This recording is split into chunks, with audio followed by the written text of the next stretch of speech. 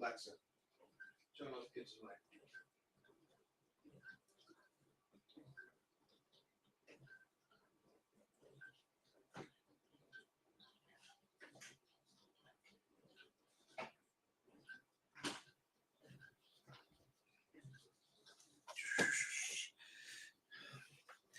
Mic check, 1 2 1 2. Mic check, 1 2. Sorry about that. And everything else. And all that good stuff. What up to people out here rocking with the Don? Let me see real quick. I may have somebody join me up in here. We'll see if they do. Let me add this person real quick to see if they can make it with us to I guess copy link. Where did I just open that thing up at? It's not this one. Let me just shut stuff down so I have more space. All right, here we go. 1 second.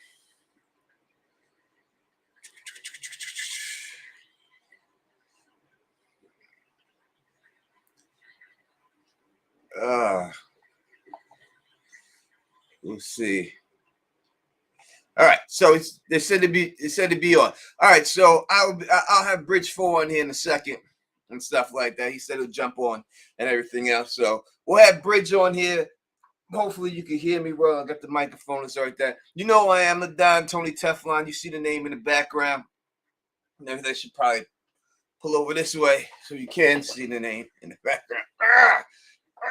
All right, here we go. You know what it is, Don Tony Teflon. What up to my people out here rocking everything else like that? Rocking with the Don and all that good stuff. Let's say what up to a couple of people out here in the chat. Haven't seen y'all in a while. What up? What up, Tristan up in the bill? Michael rocking with us right now. What's going on? Lady Stoneheart is in the building rocking with us.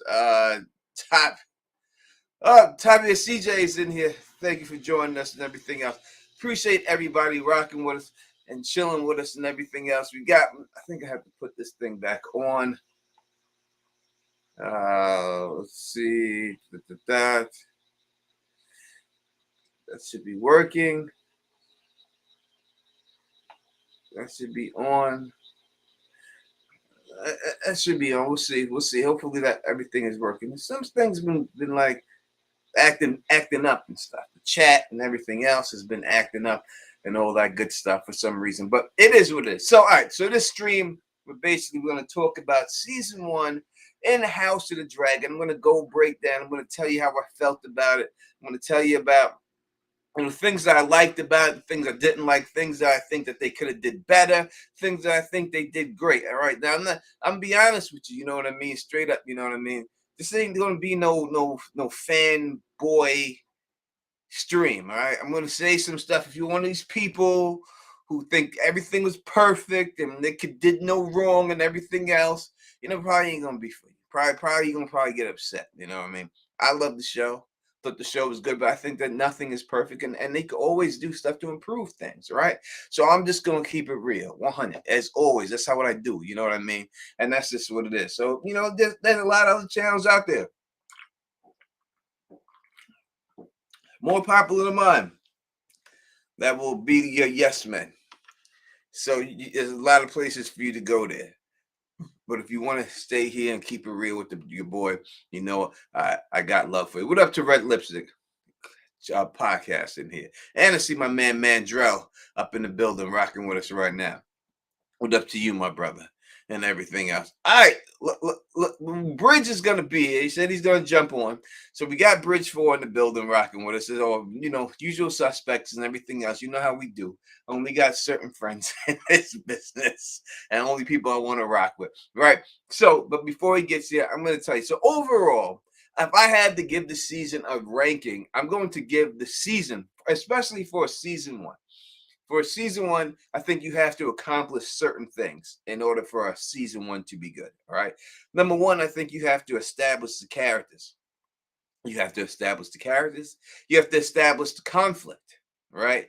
And you also have to make it so that it's believable. You got to make it so that people, when they watch this show, they understand what's going on and make it believable that they're really in this world, that they're there. Not that it seems like a fantasy, like this is really going on right there. So I think that they did a lot of those things right. I think that they established the characters right. I think they did a good job on that, right? But when it came down to people following the story, I think, and it's not their fault, the way they did it with the kid actors and aging them up episode from episode to episode. I know I heard people who didn't read the books tell me that it was hard for them to follow. All right. So I'm not going to go by what it was for me. Obviously, someone who's read the story knows what's happening. I can follow it. But it's not about me. It's about the people.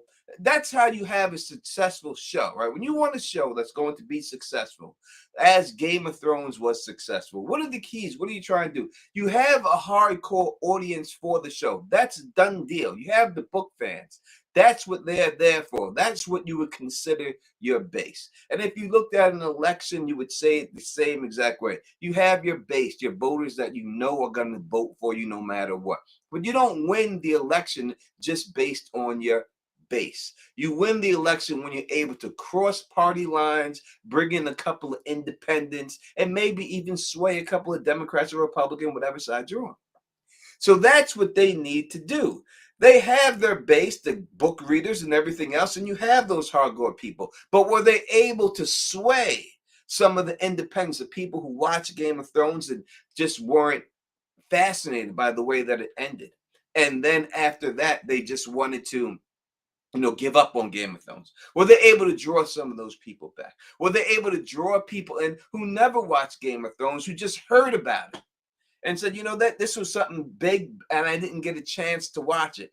Let me try to jump on this wagon and see what all the hype was about that show when it came out. Were they able to draw some of those people in?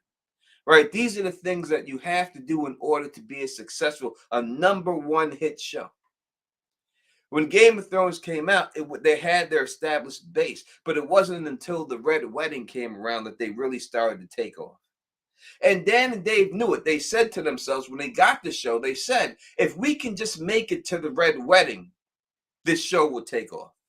Because they knew the book series, and they knew if they did their job and made people care about Robb Stark, Catelyn Stark, and that whole family the way they were supposed to, that when the Red Wedding hit, it would be such a big blow that people would have no choice but to watch this show. Why would they want to watch it? Because they would want to get revenge. They want to see the revenge that this family was able to get after the wrongs that was given to them.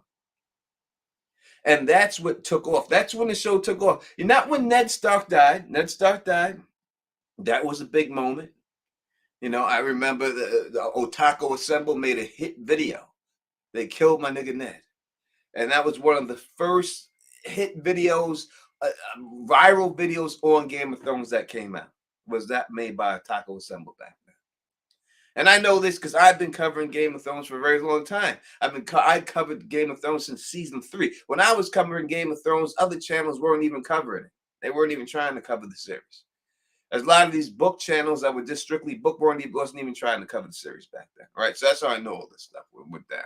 All right, so that is what, when I look at it and stuff, that is what I think that this show needs to do in order to be successful. It needs to get the people back. It needs to, not just the base. So when I say that I had heard people tell me that it was hard for them to follow, I have had people who love Game of Thrones tell me specifically, I'm not really sure about this show. That the first dragon battle that they got wasn't that good for them. You know what I mean? Yeah, a lot of time it was something that was like that, right? A lot of people like, the dragon battle, I expected more. All right, so it's dicey to me I still think I have faith that the show it can be bigger than it is right now, and it has to get bigger. When you're dealing with the people who run this company now that we've seen already, what they were willing to do to Batwoman, Batgirl, or whatever that show was, right? What happened there, we've seen what happened to the guy was willing to cancel a 30 or whatever $1 million movie, whatever he spent on that movie, and just bite it, right? And just cancel it. When you had a show like Westworld, which was very popular, and this guy was willing to cancel it, done. It's over. You cannot think that this can't happen to this show. You can't think that. You have to think realistic. Not that that's what I want to happen to this show. Of course not. I love the show. I don't want that to happen. But we can't be amazed and say, oh, Game of Thrones is untouchable. There's no untouchable. Lovecraft Country was up for 16 Emmy nominations and got canceled in the first season. Lovecraft Country basically made the HBO Max app worth getting, and they canceled it. All right. The other show, what was the name of that show? With Regina King. Now that show with Regina King, Watchmen. Damn good show. Everyone that I heard that watched Watchmen loved it. But they canceled it. All right, let's bring in Bridge here. Yo, what's happening? Can you hear me? Yeah, I can hear you. What's happening, dude? How are you? I'm good. How are you? Great, thank you. Yo, Watchmen was good. That was a good show. It really was. It really was. And that's the point I'm trying to make to people, you know, when we're talking about this whole thing, that there's no untouchable show. Did they plan on doing multiple seasons with that though, or no? Oh yeah, they would have did something else with it. You know, so there is no such thing as an untouchable show. Not yet. You know, when you reach Game of Thrones level, when you are making that type of that at the end of the season, then yes, I would say at that point Game of Thrones was untouchable. But we're not there yet with House of the Dragon. House of the Dragon is still touchable right now, right? So that is that's what we're going on here. And I'm trying to touch on the points of what made Game of Thrones good. It wasn't the first, it was the third season. It was the Red Wedding season that really blew that show up. So do we have that type of moment in this show? Are we going to have, is there that moment that can make people do that? And we could talk about that a little bit later and stuff like that. But right now, we're just going to talk about season 1. So, all right, Bridge, your overall thoughts on season 1. Yeah, I've been listening to you the whole time. And you make a great point. The whole, like, people who don't know the story, the time jumps could be a little confusing and take you out of it. For me, the show was, I mean, on a 10-point scale, it was like a 92. It was incredible. I loved every single episode. And as a whole, I just absolutely loved it. I can't wait for season 2. Yeah. It was, it's weird. Like, is it better? Like, a lot of people say that Game of Thrones season 1 was better than House of Dragon season 1. Like, I don't know. For me, I know, granted, it's probably just recency bias, but I'm like, House of the Dragon was better. And yeah, it's probably recency bias. And it's not even like, for me, I don't even like making the comparison. Like, I love them both. Yeah, I absolutely loved every episode. I thought it was incredible. Yeah, so if people try to say Game of Thrones season 1 was better than House of the Dragon season 1, I think you had a bigger moment in here. When you have Ned's death, they didn't have that type of moment here, you know, in the show. And you're not going to get that because you can't. It didn't lead up to that. That's not what you lead up to. Yeah, the Ned Stark thing is so incredible because it's like the way he's painted is the hero, even though I have my own issues with Ned. Like, I love him. He's a good guy, whatever. I have my own issues with him being an idiot and the way he views Oates, blah, blah, blah. Let's put that aside. Like, even I can see that he's a hero. He's a good man. He's a guy that, like, all right, I don't want to bend the knee. Maybe I would bend the knee to him because he's a good guy. So George just flipped the script by making him seem like the good guy. The Lannisters seem like the bad guys. And boom, he's dead. Like, a lot of people going into that show probably thought that, like, I don't know where this is going, but it's probably going to end with, like, Ned Stark on the Iron Throne. Nope. But like you said, like you were starting to say until I interrupted you, is that this story, the House of the Dragon, is based off a story that we already know, or that we generally know. And they don't have a moment like that. You can't force that kind of moment into season 1. It just doesn't exist. No, and we got right here Luna saying that we cared about Viserys, but he was featured on. But you didn't care about Viserys like you cared about Ned. All right, it's not the same type of caring. You know, you felt like Ned was the victim the whole time, and he was just trying to do what was right. Now, you could say that Viserys was just trying to do what was right, but he really, to me, didn't come on. Well, I started liking him until later on in the season. Like when he first came on, I really didn't care about him at all. It was later, even when he first was getting diagnosed and he first had some problems, I still didn't care about him. It wasn't until later on that I started seeing him that made me say, you know, all right, this guy, I thought the actor was doing a great job, but now I'm starting to care for him. And then finally, when he did the final walk down, the walk to help his daughter that one last time and walk down, that was the final thing that really put him over the top to me. And I think to most people that said, all right, this is a good dude right here. You know, so before that, so I can't really compare Viserys, if that's what you're trying to do, to yeah, and there you go. Yeah, you more pity him. People saying you pitied him more than you cared about him. Sterling, I agree. That's what happened in the end. Started to pity him more than care. Ned Stark, the character was, you wanted Ned to get these motherfuckers. You were like, get these motherfuckers. Get these. You know what I mean? There was no time where I really felt like that with this character. So it's two different things going on there and everything else. And it's not to say it's really not fair to compare the two. But I mean, that's what we're going to be here and doing anyway. I had misinterpreted episode 1. I thought the Viserys had chosen to have the baby. I thought they said like either your wife or the baby. But no, it was the wife was going to die regardless. But I had misinterpreted it as him saying, like, basically, kill my wife. Like, I know she's going to die, but I want a chance of this baby. So for a week, I irrationally or unfairly hated Viserys. Wait, is that what happened? Yeah, it's they said it's either he goes they said, like, I forget the exact line, but it was along the lines of like, she's not going to make it regardless, but if we cut her open, the baby stands a chance. That's what they told him. I can look up the exact line, but I'm almost Yeah, positive. see, I thought that he had to choose between his wife or the baby. No, that's how I thought after episode 1, but I was someone in the comment section corrected me, and then I remember I looked at like the actual script. I was like, oh wow, okay, yeah, it's different. He didn't like choose between the wife and the child. He was told that she was going to die regardless. I can find Yeah, it. that would make you hate him. That's why I didn't right. like. Exactly. Why is Google Hangouts popping up? Who uses Google Hangouts? I haven't even seen that thing pop up ever, and it just popped up on my thing. Google, when's the last time anyone's ever used Google Hangouts? I used to use it back in like the Con of Throne days. We had a bunch of group chats going on, but I haven't used it in a while. I love Google Hangouts. That's still, it holds a good time period in my heart and stuff. That's when I was rocking with Bar and stuff, you know. So I love Google Hangouts for that. But yeah, so I don't think we have that. So when I look at me, the overall thing for this season, I'm going to give the overall season 7.5.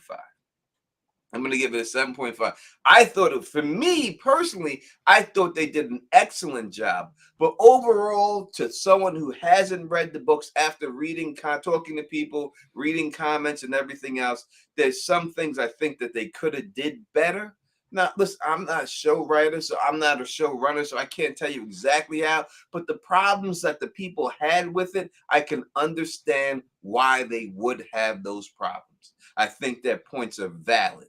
So therefore, that's why I have to bring it down. It's a very good season. It's almost an 8. You know what I mean? But would you give it 7.5? 7.5. Yeah, 7.5. Yo, real quick, just we can get back to that. He said, the Maester said, to sacrifice one or to lose them both. There is a chance that we can save the child. So yeah, they were gonna.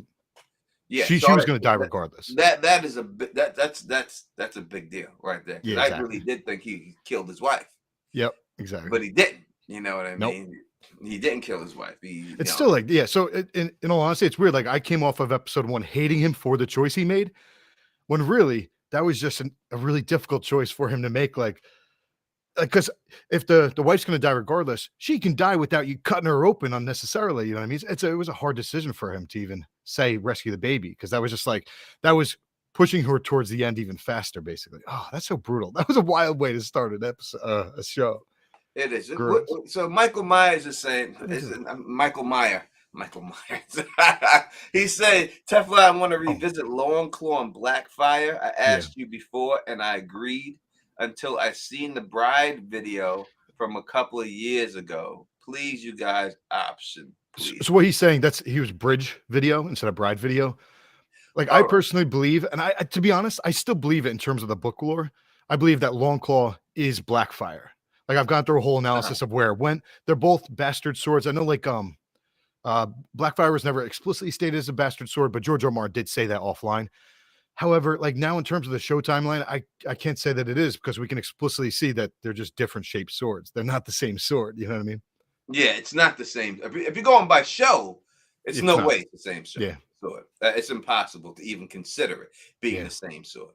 That would be like saying, Long Claw is ice. It's two different swords. Now, exactly. It looks that different. So that's what I would go. I just don't see how House Mormont, if you want to go ahead, would wind up with Blackfire. Well, so here's the thing: is that without getting too distracted in that, for people that don't really care about the Game of Thrones, A Song of Ice and Fire, the Mormont, they supposedly like won it in a wrestling match like 400 years ago. So it's got this like awkward, mysterious type origin story for Longclaw. And one of the main reasons why, just from a storytelling perspective, I like the idea is it's like, personally, I believe Jon Snow is going to be named Aegon, even in the books. But it's also like, so he's got Aegon's sword. John's whole role is the role of the bastard, but then he turns out to like technically not be a bastard. So it would just be very perfect for him to have Aegon's bastard sword, especially if this whole Song of Ice and Fire thing turns out to be book canon. You know what I mean? So in terms of book canon, I kind of still believe that Longclaw is the Blackfire. Yeah, and so it would make a lot of sense for it to be. I think that from what we've seen, and we'll go into other thing, but I've done a video on this before. I wouldn't tell you to go look for them, but I have 1,000 fucking videos on my literally, right? Literally 1,000 videos on my channel. So it'd be hard for people to find, but that is the sword that Blackfire is with Fagon. I think it's been pretty clear that sword's with Fagon. That sword was given to him, and that's what is put in there by Illyrio Marpatis into the trunk, into the case, and that's when he comes over. He's going to pull that sword out and use that as I am Rhaegar's trueborn son. I have the sword of the king, and I think that's the way it's going to go. Me personally with it and stuff. So I'm not saying Bridge is wrong, but I do believe myself that it's what they will show Blackfire. Both swords are there. Dark Sister is in with Bloodraven. That's been confirmed by George R. Martin. That's done. And I think that this one is with Fagon. Real quick, you just said something that I like, but I don't think most of the fandom likes. You're alluding to the fact that young Griff is actually Rhaegar's son. Is that what you just said? You don't believe that he's a Blackfire pretender? No, I do think he's a Blackfire pretender. Oh, I don't. Okay. I do. I do. I think that you have to have he can't. I don't think that the Mountain lied. Well, so tell me this. Septa Lemore, do you believe she's a Ashara Dayne? I think that she could be a Ashara Dayne. Septa Lemore had stretch marks. That's implying that she had a child, right? Yes. Is that just a throwaway clue, like a misdirect, or does she have a child out there somewhere? So I think if you go into that Blackfire, I think when you talk about Sari, right? Sari is the sister of was it Meleys and Monstrous or whatever? She's the sister, the lad. So when you hear him say all the male heirs of the Blackfire line died out, when you hear Illyrio say that, he's specifically letting you know that the males are done, but there was one female, and that female was Illyrio Marpatis's wife, who died of the grayscale. And it's his child with her that they're trying to put on the Iron Throne. And that's the way I take it. And that's the way I think that's going down. So real quick, just to throw it out there, I know the fan doesn't like my idea of this, but here's what I think happened. Septa Lemore is a Ashara Dayne. She had a child with Ned Stark. Ashara Dane happened to be like best friends with Illyria Martell. I Yeah. think that they did a baby swap. I think Ned Stark and Ashara Dane's child was baby swapped for the real Aegon by Varys. So the real Aegon is alive. I don't think young Griff is a fake, a Blackfire. I think that's Rhaegar's son, which is just really ironic because it's like, so Ned's son was the one that was killed. Now you got Jon Snow, Daenerys, and then Jon Snow's, I guess, cousin, whatever. I haven't done the math, but you know what I mean? Yeah. Because otherwise, it's like the real thing comes down to is it's Septa Lemore. I think that's Ashara Dane. She has stretch marks. Where's her child? So forget the whole Blackfire thing. It's like, where's her child? Yeah, but so the Shara Dame situation, you know, so Cersei You think says to him, did she kill herself for what she did or the child you stole? She says to Ned, right? Yeah. Meaning that, so it was a known fact that she was pregnant, right? But we don't know who she was pregnant with. The known fact she was pregnant. That's why Nurse Cersei says that, right, to him. So I don't believe that it was Ned that had a baby with her.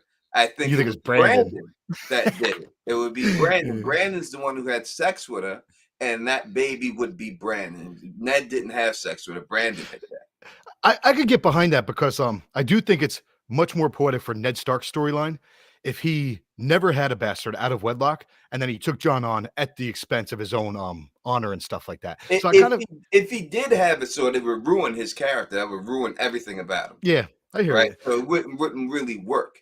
His whole storyline is that he gave up his honor to protect his sister's son from his background. Yeah, regardless, though, I think that so forget Ned or Brandon. I think that Ashara Dane's child was the one that ended up getting killed. I think that was baby swapped for Aegon, and the real Aegon is young Griff. But I hear you. Like, there are reasons to believe that maybe, but that would mean Brandon raped her, and that's something he would do. But I just, without seeing it, like, I don't want to believe it, because we love Ashara Dane. You know what I mean? Of course, everyone loves Ashara Dane because she was hot. Just like the women love that damn Darkstar because he's presented to be hot. You know, that's why they like Darkstar. He's got the silver streak of hair and he's just the women all go crazy for Darkstar. Oh, Darkstar. The fucking Darkstar. I'm the only Darkstar you need to know, girls. All right. Yo, you got that line spot on. For the brother you slew or the child you stole. Did I get it right? Yeah, spot on. There it is. See, the Don Tony Teflon, baby. Yeah. So that's what I think it goes out. If she had a child, it was Brandon's baby, not Ned's baby. I may have to start. I may have to jump on that train. Like I said, it sort of ruins Ned's arc with Jon Snow if he actually did have a child. I'm just such a hopeless romantic. I'd love to believe that Ned and Ashara had a child, even if it got killed. I hear you, but it doesn't. You gotta look at it. If the guy was afraid to dance with her, he's not having sex with her. Right? You've been to the bar a million times. Yeah. If you're afraid to dance with the chick, chances are you're not. Now, only thing we know is that Brandon went over and talked to her. So he could have tried to go over there and tried to talk to her and said, yo, you know, my brother likes you, blah, blah. And she was like, what about that shy little wolf? What about you, big boy? And that's all Brandon would have needed to hear. You know what I mean? Because you can see that she ain't. Why would she want the second son when she could have the first? Who's physically more imposing, who's much more manly. You know what I mean? And aggressive. Why would she want the little? That's when people say, "Oh, it's Howland Reed." Howland Reed ain't hit that. Howland Reed eats frogs. All right, she's not that type of chick. You already heard from Jorah Mormont when he went out and got a chick that wasn't from the north, and he had to pay for her because she was so high post and so Kardashian that she wasn't trying to. He had to collect slaves in order to pay for her, and it still wasn't enough. You know what I mean? You good on that? Do you need the headphones? Because you may not need them. You good, Rich? KB? Yeah, I can hear you now. I'm messing with my headphones real quick. So I've got 4 of these, right? These little things. One of them's really loud, one's really soft. So I was trying to like go from like the soft to loud, then I wanted to go back to the soft. but then I got them mixed up and I had like 1 and 1. I was just like totally confused. I couldn't shut off the loud one, but yeah, I'm back. I'll use these for a second. So, this is supposed to be a stream about House of Dragon. Yeah. Entertain this Brandon thing for a little bit longer. So the question is, wasn't Brandon betrothed though? Brandon didn't care about Brandon liked to bloody his sword, meaning Yeah. take maiden heads. and he didn't care about that. As Lady Dustin said, Brandon loved to see a blood on his sword. He was about that. That was his Oh my thing. He God. loved to have sex with virgins, right? Brandon didn't care that as just like Robert Baratheon and Lyanna knew, Robert was a whore. And even marrying her, he was always going to be that whore. Brandon was the same way. You know, that's why she didn't want to get with him. She's like, marriage doesn't change the character of a man. It doesn't. And that's how Brandon. So yes, Brandon was betrothed, but he didn't give a goddamn fuck. Brandon fucking everything. This is the hottest chick in the realm. He ain't turning that shit down. He's a player. Yeah, he ain't turning that down. Are you crazy? He just came 400 miles. I'm fucking somebody. Oh shit. That's the way it's going down. Yeah. All right, we'll go. We'll go back. I promise you, we will come back. We will do streams on all theories again. If y'all, I've done them all. I'll do them again. I'll talk about them. No problem talking about them. So we'll come back. If that's what y'all want, that is what y'all will get. I promise you. We got Christina the Sphinx in the building. Yo, can you hold it down for a second? I'm just trying to get these other headphones working, so I'm just gonna. Yeah, of course. Okay. Of course.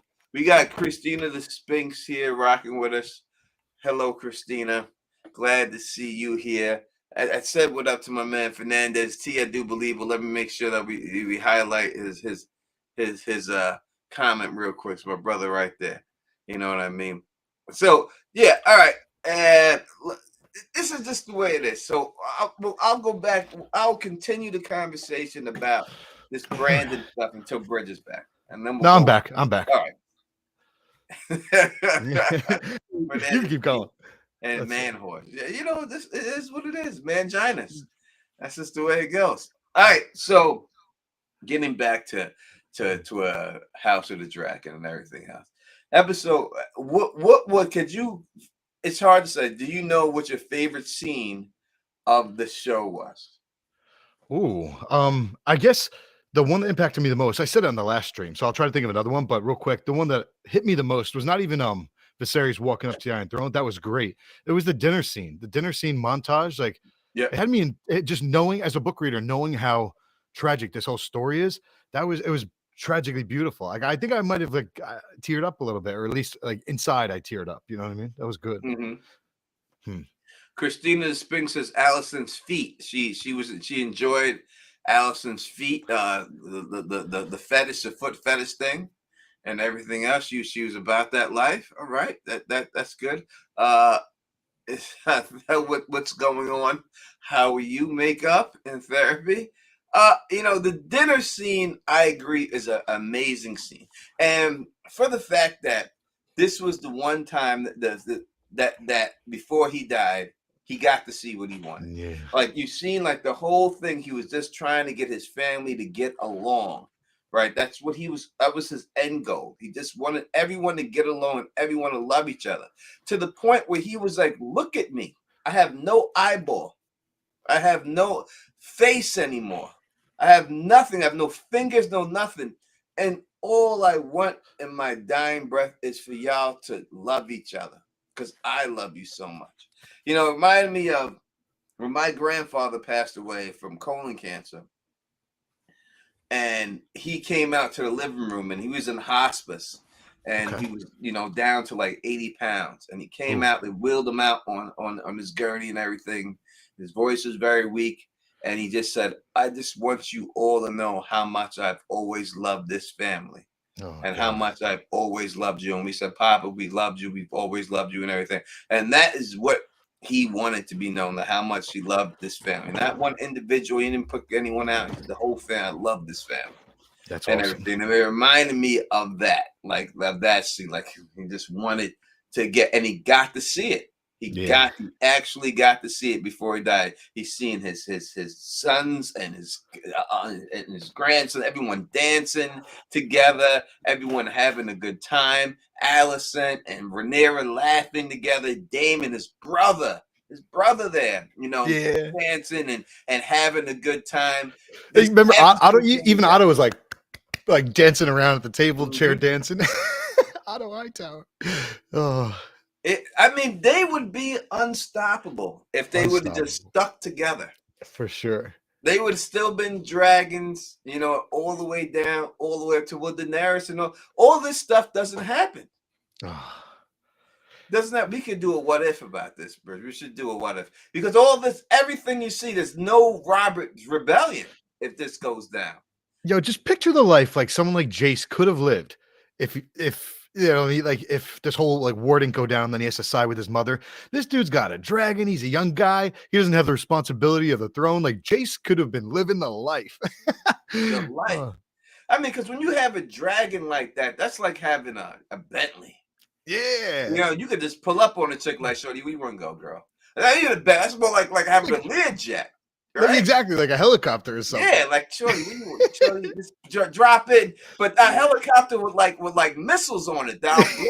That's true, like one of those Warhawk. Shorty, what you doing, girl? Come on, you want to jump on my dragon real quick? I'll take you around the block. I got you, shorty. That's totally what it is. Like, I don't know if the name is a Warhawk. Like those attack helicopters. He's basically riding around town on an attack helicopter.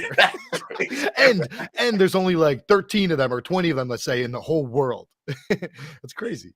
Yeah, and just sitting there. He's like, "Hey, yo, girl, what's going on? You see my dragon right here? How you doing? He likes it. Go ahead, pet him. You can pet him. Oh. Don't be afraid. You can pet him. You want to pet him? Go ahead. Give him a little pat. He had all that going for him and everything. It was all taken away from him. It all got taken away from him. He could have just been chilling and everything else like that. And all that. All right, so Joe, let's go through the chat. And listen, we're taking all your questions in the chat and everything else.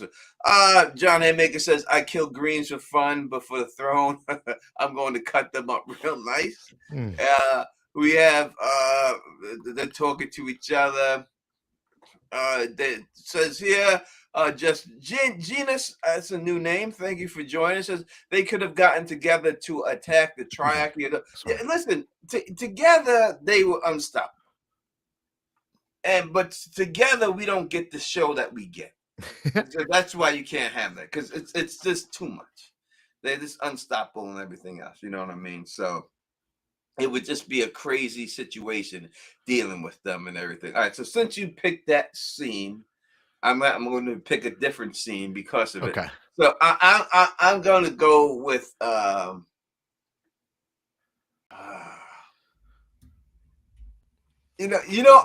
I'm gonna say the scene that shocked me the most that I didn't expect was Laenor. Yes. Yes. As we were talking, I was like, that was actually my favorite scene, because it was just like, A, he gets away, and B, like you just said, it is the most shocking scene for book readers, I think. It was crazy. Yeah, without a shadow of a doubt. Like when you hear like especially people like us who read the books and we've heard the story and we think that we know what's going to happen. And they get us when you're able to get us, you know what I mean? Because even when it went down, I didn't get it until the end. Like I really thought that he was thrown in that fire. I thought that was him in there. I didn't put the pieces together until you actually see. Once I seen that boat being pushed, then I knew. I knew right then. I said, "Uh-oh, they pulled the bait and switch on this one right here." Do you? Yeah. So we got to see some of the episodes early, right? When you're not allowed to go online with them, and I'm very cautious about like even speaking about them because I don't want other people to mention what happens, and it basically rats me out. You know what I mean? I'm giving away information. So when I would speak about upcoming episodes with friends offline, I would speak about them in terms of the book, like Miss Duncan the Tall. So I would always leave out the things that changed because like we can speak about what happened in the book. Like, yeah, this is the type of stuff that's going to be in the next episode. But then leaving off something like Laenor, like I had so much fun because I knew that basically the day after the episode aired, she's going to be like, Kev, you didn't tell me that. It was so much fun. No, it's hard because I would I'll get the episodes early, and Gray would get, obviously Gray would get them too, but Gray would always be like at work because the Mhm. episodes would drop. Like when would they drop? Was it Wednesday or It Tuesday? Wednesday morning. I only started at episode 6. It started out as Wednesdays, then it got pushed to, like, a Thursday or Friday one time, and it was all over the place for me at the end of the Yeah, season. so it was like a Wednesday. So Supposed to be I Wednesdays, though. I have off on Wednesday. So Oh, I nice. I'd wake up and anticipation was like Wednesday, like 11 a.m. They would drop. And I would watch it, and then I would text Gray, like, "Oh my God, Gray, you don't know." And she'd be like, "Motherfucker, just tell me." I'm working. I'm gonna sit because first she hit me and say, "Don't tell me shit. Leave me alone. I'm at work." And then 3 minutes, 5 minutes later, all right, just tell me already. Oh.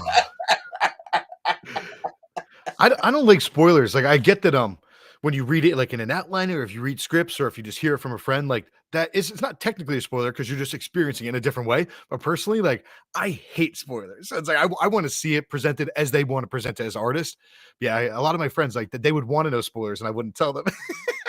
You see, I'm a type person. Like I'm watching it regardless, so I don't care. Yeah, yeah. Like I don't care. I really don't. It doesn't really take it away from me Okay. at all. It really doesn't. I, c- it's all the same. So I could watch it, hear the spoiler, and still watch it, and still have the same reaction. Okay. For it. Like the Red Wedding, especially listen. So Game of Thrones, the book's been out. We all knew the whole story that was going to happen, but the Red Wedding still shocked me to see it Interesting. and not just read it. To Yeah. actually physically see it happen on screen was more disturbing to me than when I read it in the Mhm. book. I didn't even at that time, I didn't even know that books existed because I had, like, I graduated, I think, 2001 high school, college, like, 2005 or 4, whatever it was. And I was reading, like, I studied the CFA curriculum. It's like sort of like an MBA for financial analysis, or for portfolio management. So I'd read like some nonfiction, but besides that, I was just busy working out, and partying in New York City and Hoboken. I hadn't read fiction since, like, The Lord of the Rings or something. You know what I mean? So all of a sudden, it was season 4 when the Red Wedding ended. I was at work and someone's like, "Yeah, we knew this was going to happen." I was like, "Wait, what? How'd you know this was going to happen?" And they're like, "There are books." I'm like, "There's books? Are there books like beyond this season?" That's when I got into it. Right after season 4, I found out there's books, and I read them all, but then A Feast for Crows and A Dance with Dragons. Yeah, and ever since then, now I've gone nuts and I read tons of stuff. Nice. Hey, Christina Springs, thank you What so much for the super chat. She says, "What's up with Sea Smoke now? Will he get a new rioter while Lenor is still is alive?" are we doing full spoilers straight? Like, what is this? How do we answer this kind of question? Let's be very vague about it. I'll be vague. I don't think anything's going to change from the I don't think anything's going to change from the books or what's alluded to in the books. I think that, like, the easiest way for them to handle this is that he's broken his dragon bond, and that's it. We'll never see him again. I'd like to see him again, but I don't think we ever will. Yeah, and Christina, if you want to come on, you can bring on. If Christina comes on, Phil may just jump on out of nowhere. It's just he already jumps on out of nowhere. But Christina jumps all of a sudden. Phil, hey guys. But he hasn't gotten back to me all day, Phil. So I'm getting concerned about him. Because usually he gets back to me and stuff, and he I hasn't got gotten another back. message. Let me see if this is you or him. Nope. He hasn't even checked my messages or nothing. So I don't know. You just get concerned about him and stuff. Because usually he gets back to me and stuff and all that. All right. So going on Mhm. with everything else. If you want to join Christina, we will allow. Bridge, we allow Christina to join? It's fine. Yeah, all right. No, no, of Yeah. course. Just hit me up when you're set up. Hit me up on Facebook when you're set up. I'll send you and all that good stuff. I know people like to, haven't seen you in a while, so you come on in. So, all right, so yeah, that Lenore scene was probably the biggest twist that I didn't exactly see. Setup was very well done with it and stuff. That being said, and this obviously we could talk a little bit about this because in the books it's a whole different story. We don't know that he survived. It's in the books he's got murdered, and that Damon is most likely behind it. And you know what's interesting? I don't know how much credit you'll put to this, but in the new book that came out, which is basically just an abbreviated version of Fire and Blood with a lot of pictures, there's a picture of him dead on the streets. So if you read Rise of the Dragon, it's like my dude's dead. He got killed. Yeah, no, I haven't watched it. I would love to get that book. I truly would, but I just don't see the point of it for me. Only reason I would get it is because Iritat did the pictures, and he's one of us, and I would just support him.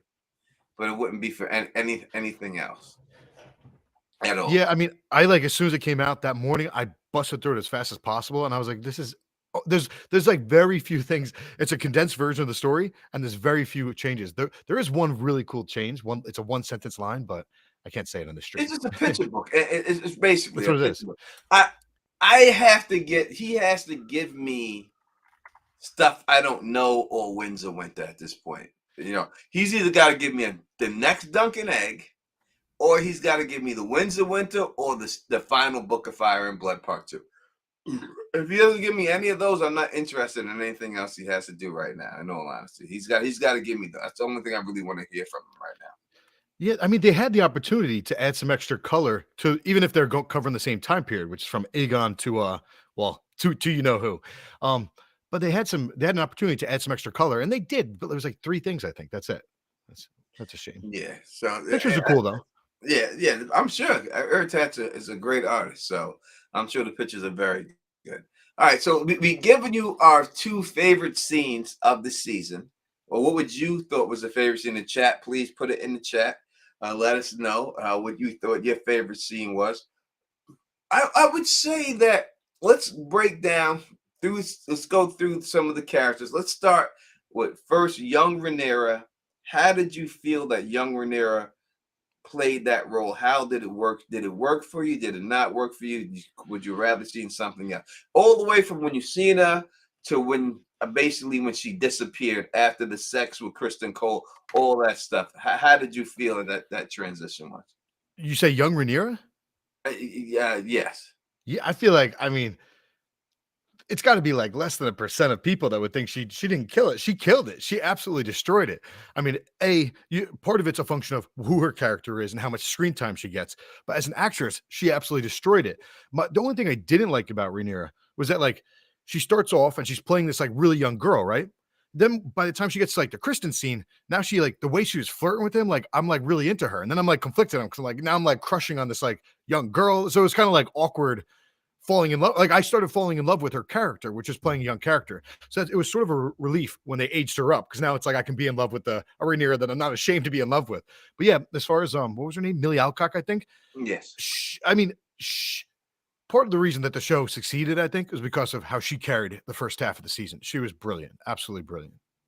Yeah, I think I thought Millie did, as for an actress, Millie did a great job. I thought that she was amazing in the role. She was very convincing in the role, especially when she was first given when everyone knelt to her and she was going to be the queen. Mhm. The fact that when they did it and she took that deep breath, like she realized like how much weight this was, because she could have just played it off and just been like, "Yeah, I'm the shit."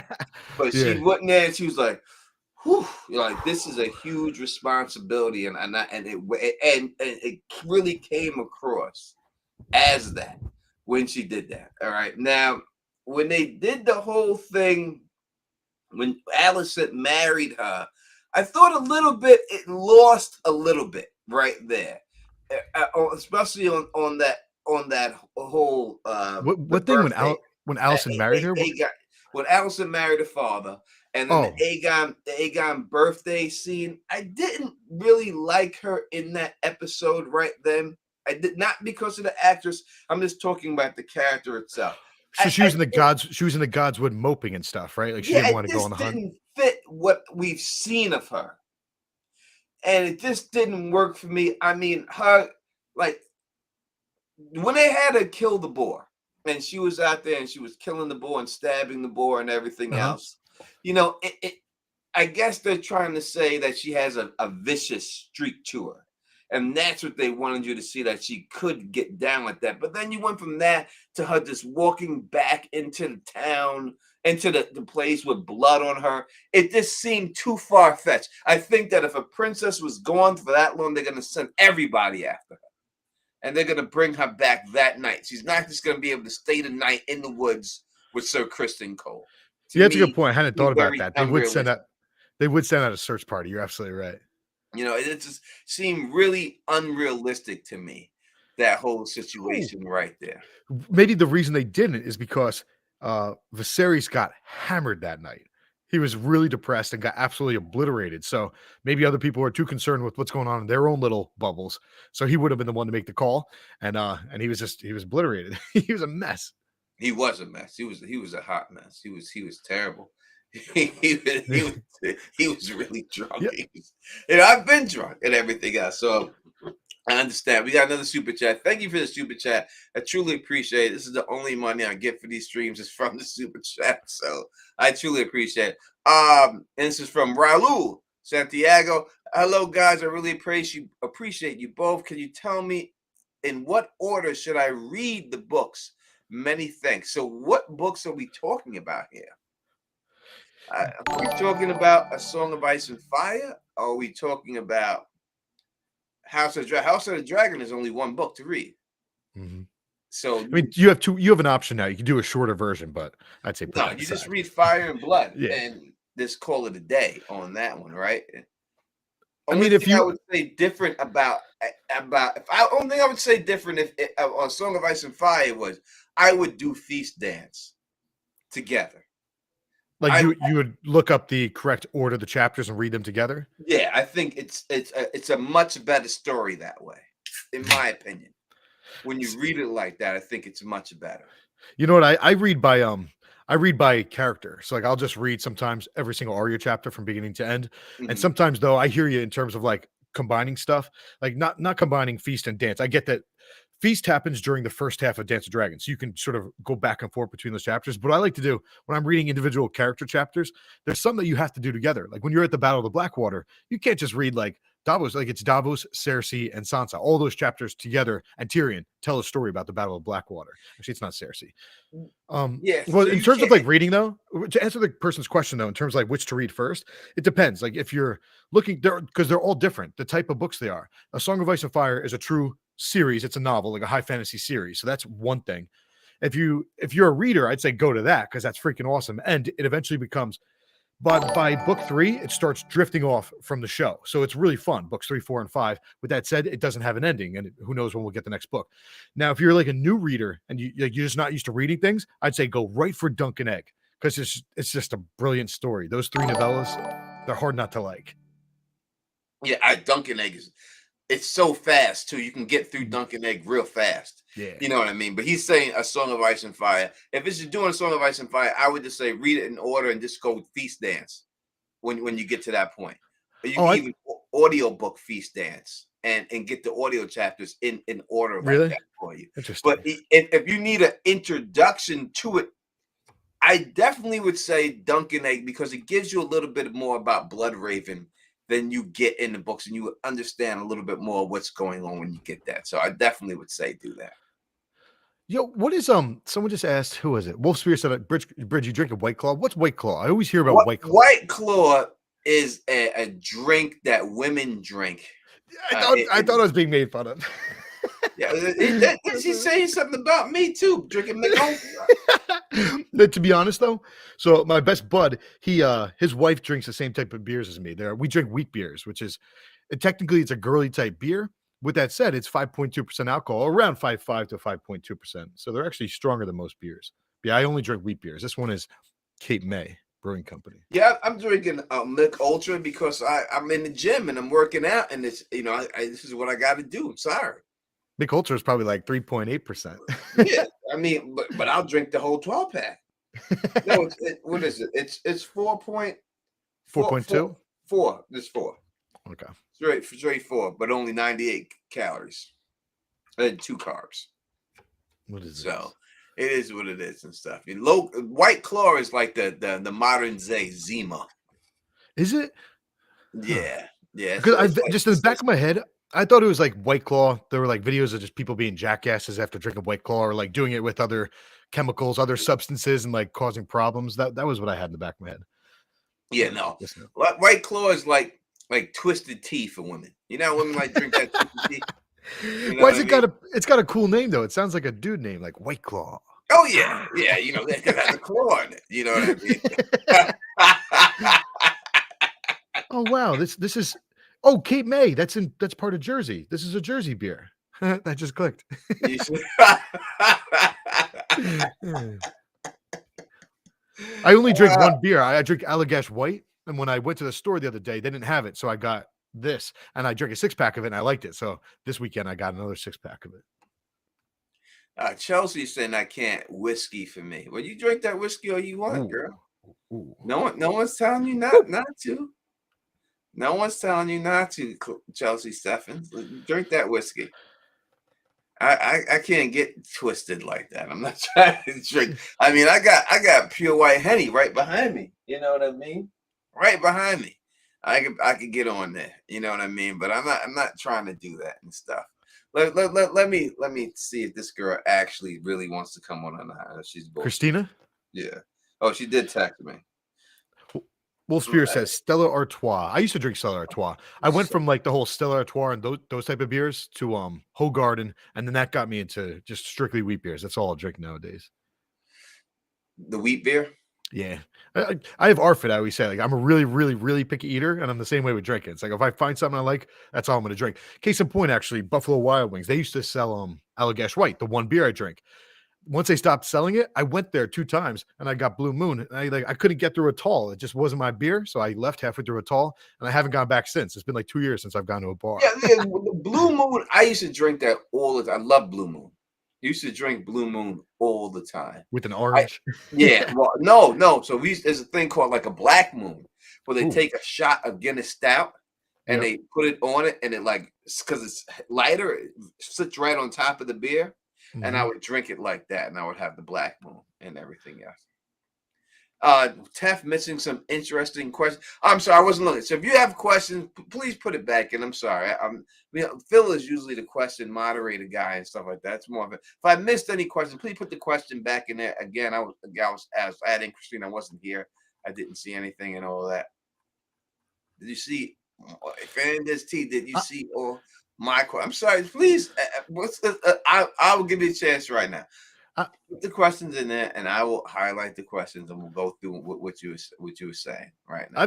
I've been reading the entire chat, and to be honest, I thought everything that they were saying was pretty lame.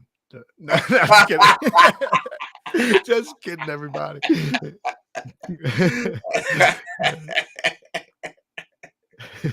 I can't say that. No, I don't be drinking no damn Stella. I don't like Stella. They don't like the taste. I like the taste at all. All right, let's keep going on House of the Dragon season 1. So Thomas Didymas has a question or a comment. When it comes to storytelling, the first rule is to feature likable characters. Who are the likable characters in House of the Dragon, and who are we supposed to relate to? Oh, I hadn't seen the second part of that. It's harder. All right, so I would say, I don't know if that's the first rule, but it has to be likable characters. It has to be a character or a study. If you look at the Dahmer series that was on Netflix, that was a big hit. Jeffrey Dahmer's not a likable character.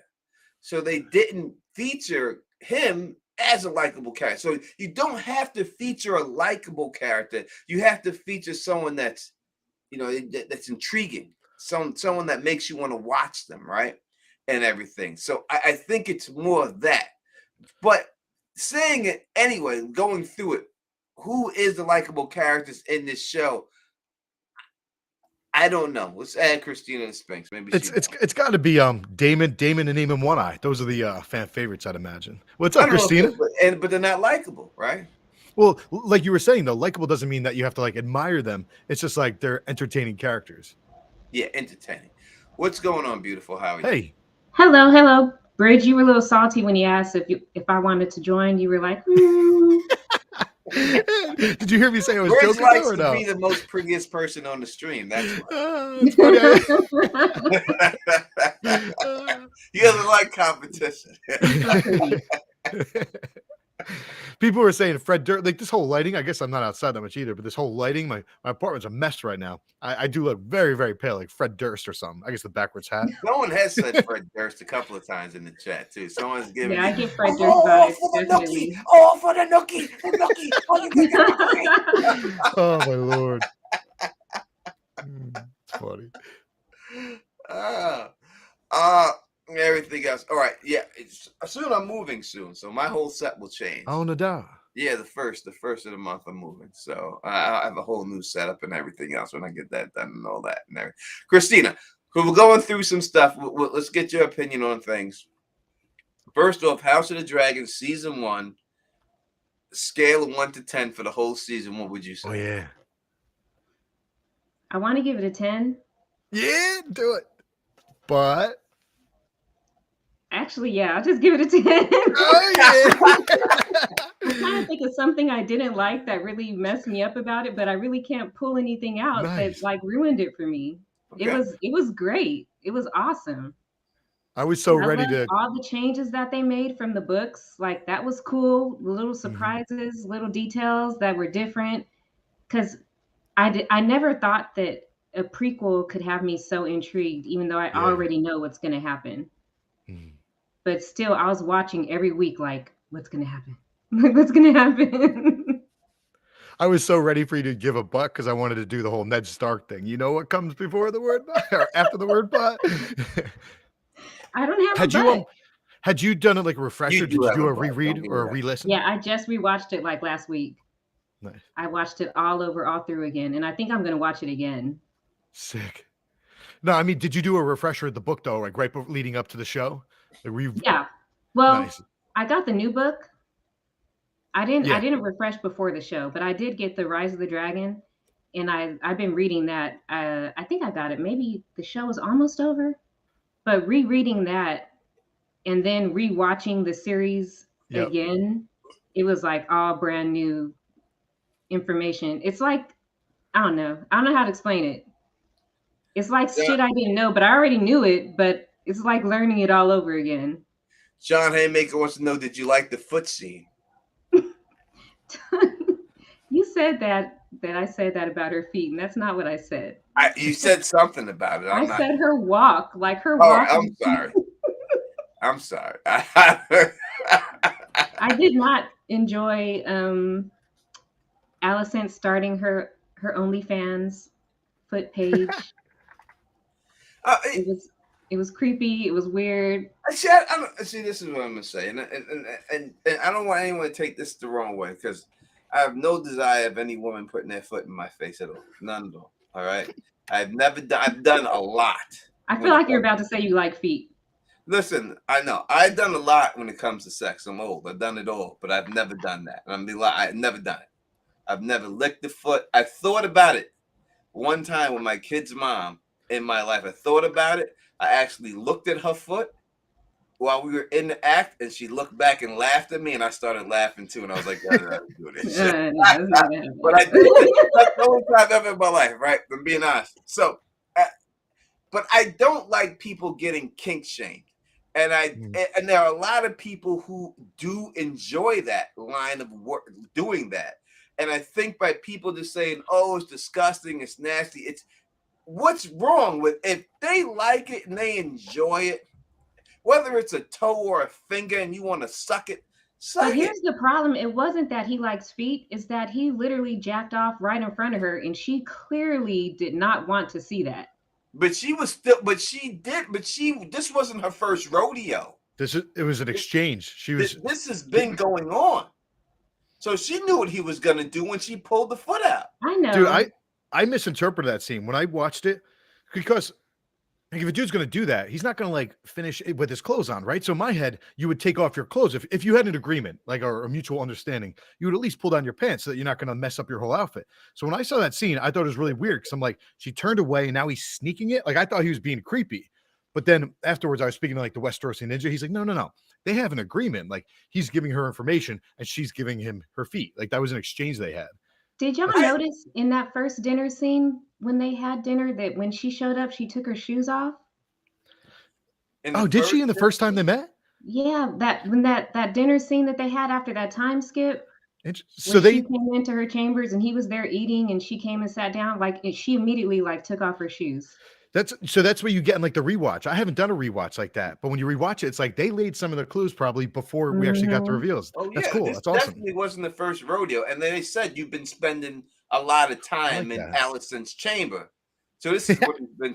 It's just weird to me that a guy who has a big club foot is into feet. Maybe that's what makes you No, into it. that makes total sense because he doesn't have his feet are messed up, so He he's, like, does have a foot. using It's just feet. he has elephantitis of the foot, right? That's what's going on. No, it's club, like, it's, deformed. But that's elephantitis, right? No, I thought that's elephantitis is a different different. type of condition. Yeah. He has a big foot. Yeah. Elephantitis makes things bigger. Not Yeah, His just yeah. foot's up abnormally large. This looks To like it's to like I a don't hockey stick. Christina, I'm on the same page as you, but I think he's actually right. Elephantitis applies to more than what we are thinking of. No, I understand elephantitis. I know Oh, what it okay. is, and, I'm not I positive. in my understanding, that's not what he has. He has a club foot, which is a deformity in the shape of the foot, and he does wear a big shoe. A big ass Herman Munster boot. He's A got big one shoe dragging that with, like, a big motherfucker. He can got, barely like, pick it up. slab at the bottom. Oh, it Yeah, is he a can big barely foot. I pick never even that thought thing about up. that. And thank you who just subscribed to the channel. Thank you so much for subscribing. I didn't get a chance to see exactly who you were because I had the thing up over the chat. But thank you so much for subscribing to the channel. I need all the subscribers I can get here. Yo, his foot was also like jammed backwards, right? It wasn't Yeah, just big. It was also like, Yeah, it's turned in and it's, it's gotta be hard. misshapen. Tony JC says, "Good evening, Tony. Good to see the Sphinx. Welcome back.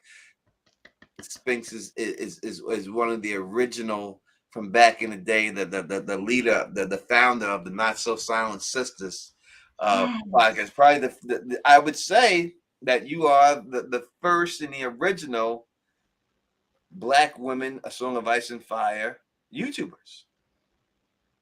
I'll take it. You are." I'll take it. And We were all doing that. it back in the day. I'm coming back. I'm making a comeback. There you go. Your camera looks great. Everything looks good here. This camera looks good. I'm redoing all this back here, so ignore this. It's gonna look a lot better in the back. This is just my current pre-renovation situation. There you go. All Yo, right. So real quick, New World. that's the only thing I'm saying about I just don't like. Listen, if you're into like fecophiliism, then yes. If it was something like that, I would say this is disgusting.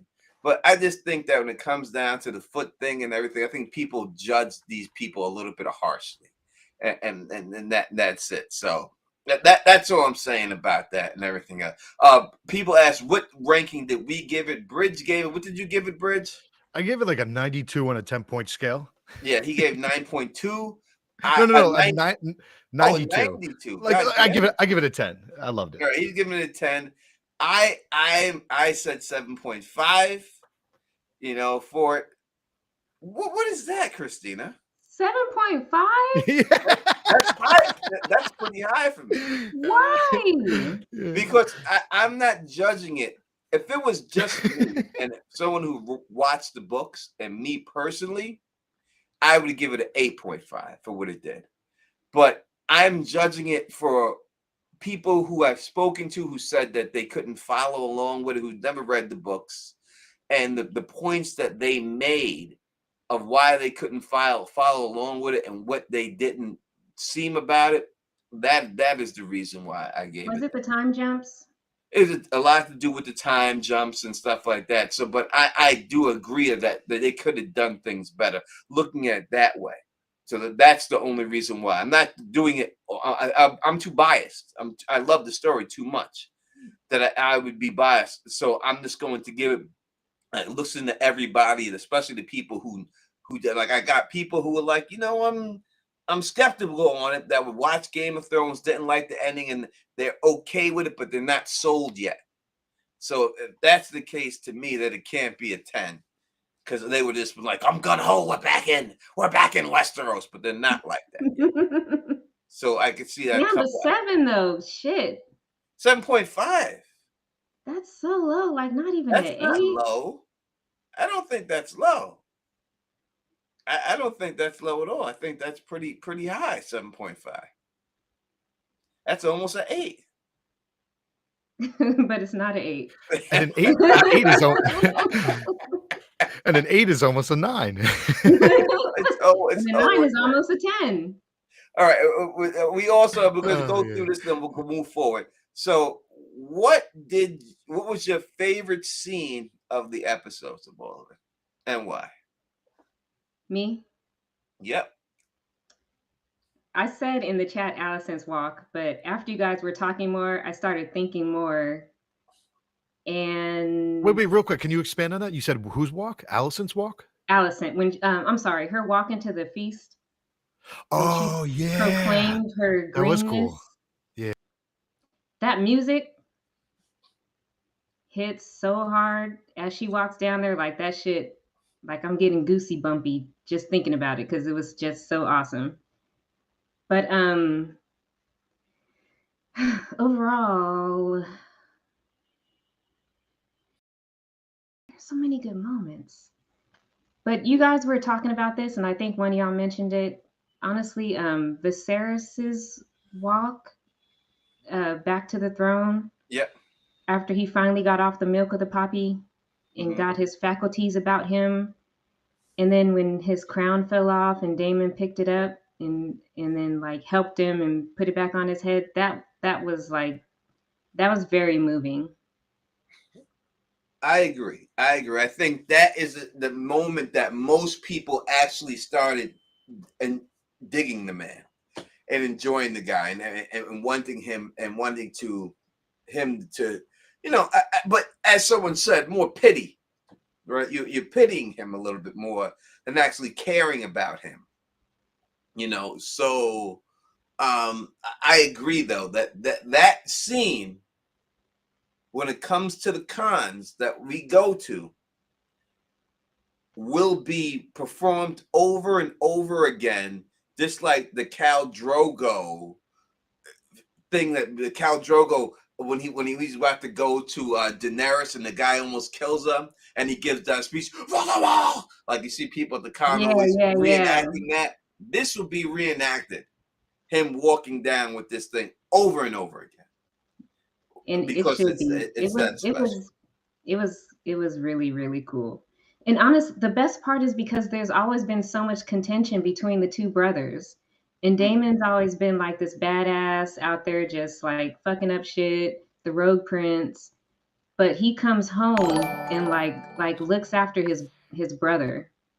And when his brother would not accept any help from anyone else, he let Daemon help him. And I thought that was really, I don't want to use the word sweet, but it was sweet.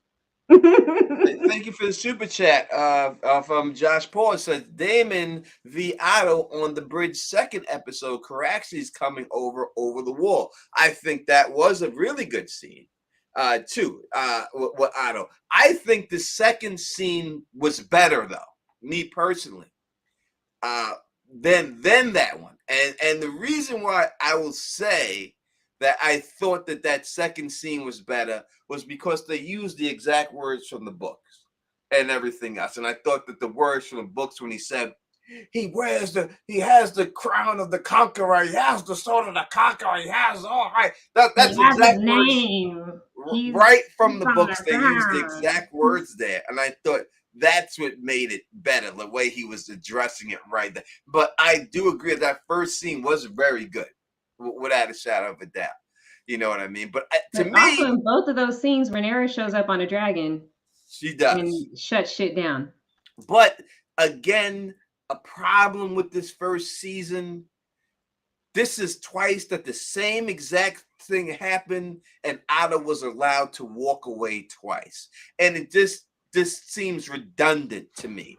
Like, there's no way, if Daemon is the guy that we have seen and everything else, it's hard for me to see that this would really happen. Well, Daemon tried to pop off. Daemon in the books that we get to know in the books, it's hard to say that he would let this guy slide twice He in wasn't that about to. same He exact said, let's situation. call an end to this mummer's farce. He pulled out his blade. All the homies pulled out their blades. Yep. They're ready to go at it. But Rhaenyra stopped them. She And stopped he bloodshed looked at her. twice. This is the guy who choked Rhaenyra, right? After she gave birth to his child and pulled it out and everything else. You wouldn't think that would stop him, her just saying something right there. You think he's Well, like, he respects her as queen, though. He's not gonna. but you know he doesn't. He choked her. He choked her as like a wife. She wasn't the queen then. She was just the She wife. wasn't a queen yet. It's just little wife choking. You have to choke your wife every now and then, you know. You know what Monique said when she get, oh, your husband, he's got that good dick and he shut his eye. You can just call me left eye, motherfucker. You call me left eye. If the dick's that good, you can call me left eye. Thank you, Fernandez T, for the super chat. He says, let's pull that up on the stream. It says, Wait, real quick, shout out to Left Eye. I think that was my first crush ever. I loved her. Oh, Lisa, Same. Left Eye. Oh my gosh, she was just a beautiful thing. I have an actual TLC story that I met them and everything. No. We'll have to do that in a different day, but it's a true story and everything. But did Lord Varys have the kink like this dude? I don't recall. So Lord Varys didn't have a penis. So I think No, he Lord meant Varys Larry's, not Varys. He had no sexual inclinations. Oh, he's asking, did Lord Varys? I think he meant to write Larry's instead of Varys. Oh no, maybe he's asking about Varys. Did Varys also have a kink? Sorry, maybe I misread that. Oh, He no, said Varys you're right. He's saying have a kink like Varys, right? He says right here, he's speaking of the clubfoot. All right. Yeah. So did he have it in the books as well? No, he didn't have this in the books. They added this. Not that we know of. Whether it was It's the intent or not, specific. it'll be interesting to find out if George always had that underlying his character or not, because it's written from a one maester. of the show writers that has it, and they just wanted to put something of themselves into the show. A lot of people like this. It's a very foot popular fetish for Larys. That sounds like a great idea. This is a very popular segment in the population. It is. I see it all the time now. You know what I mean? So it's not like this is something that's hidden, taboo. I see it. When I first seen it back in the day with Jerry Springer, and the guy had put honey on his chick's toes and was licking it, I was like, it's a little nasty. But now I've come to accept it. I remember when I was younger, I used to have this dude, his name was Org Dog. And I was when he was younger. And I remember I was with my sister and her friend. And we were all hanging out there. And Org Dog was like, yep, I eat the ass. I eat it up. Blah, blah. I remember I was sitting there like, damn, my sister and her friend was like, eee. But I bet you both of them now done had the ass. Sometimes people are ahead of the game. Right? Ahead of the game. He was ahead of his time. He was eating ass way before eating ass was popular. He was ahead of the game. So maybe now, people maybe these dudes are ahead of the game. That's what it's gonna be when it's all said and done. So real quick, when we were talking about favorite scenes, I almost threw this out there. It's not really a scene, just a shout out to a character, and we're talking about Otto. Every time Otto got into a scene where he had to have like a more aggressive voice, I just love the way that actor delivered his lines. He comes like, I hate him as a character, but I just love the way he speaks, like the way his voice sounds or something like that. I don't know. He's pretty cool. No, he gets into his sternness and he's like, look, here's what it is. I'm laying it out. Boom, boom, boom. Bam, bam, bam. And he like stands up and like said, like when Aegon got crowned and he was announcing all that shit through the whole dragon pit. Like, look here, everybody. Here's your new king. This is what it is. Come in here, bow down, and here we go. That scene was cool, just coming through the swords and everything. Like I like that. I didn't I really like really liked Rhaenys. how uncomfortable Aegon was, like walking through there, because he's so unsuited to be a king. He was like looking around and just like walking, and he was all like creeped Me too. out until they Okay, cheered keep talking. him. I'm sorry. Go ahead. No, Such I a was done. such a military entrance though, like walking under the swords foreshadows what's to come. And it's just cool how he started out, like even on his way there with Allison, he's like, Viserys had the opportunity to make me king. And she's like, no, he said it when he's dying. He's like, no, he didn't. He had He was like, he's like, he had 20 years and he didn't do it. He didn't like me. So he was Aegon's so not insecure. stupid. Yeah, he Yeah, was it was like, funny. Mom, like for real, Mom. Come on. Like, so yeah, so on his last breath, he told you he wants me to be king after 20 years of Mhm. saying no. She was like, yeah, he was like, don't toy with me. Don't toy And with me, then mother. Then she showed him that knife, that the cat's paw dagger. Then he was like, he bought into it after that. I don't know why. Why he got so serious after he saw the dagger. it wasn't fully the dagger. Like that helped. That was like a step in the right direction, but he was still nervous walking up there. He was still nervous even after he got crowned. It wasn't until like so I wanted like the Septons or something like that. He was like Aegon the King, and then it was just That was crickets. No one said Kristen it. Cole. He was like, No. Aegon the King. First it was a Septon, and then it was crickets. And then Kristen Cole was like, Aegon the King. He added on another thing.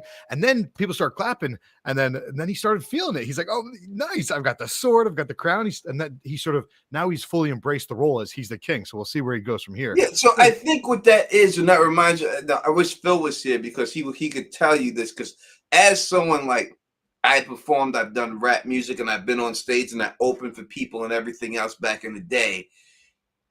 When you're on stage and you get that approval, it's a feeling of euphoria that it's really hard to describe. That when you're just on that stage and people just cheer for you, you just feel like such a human being. You just feel like Yeah, and it just I runs through understand. your Yeah. body. I've been there too. I've sung and danced in front of rooms full of people.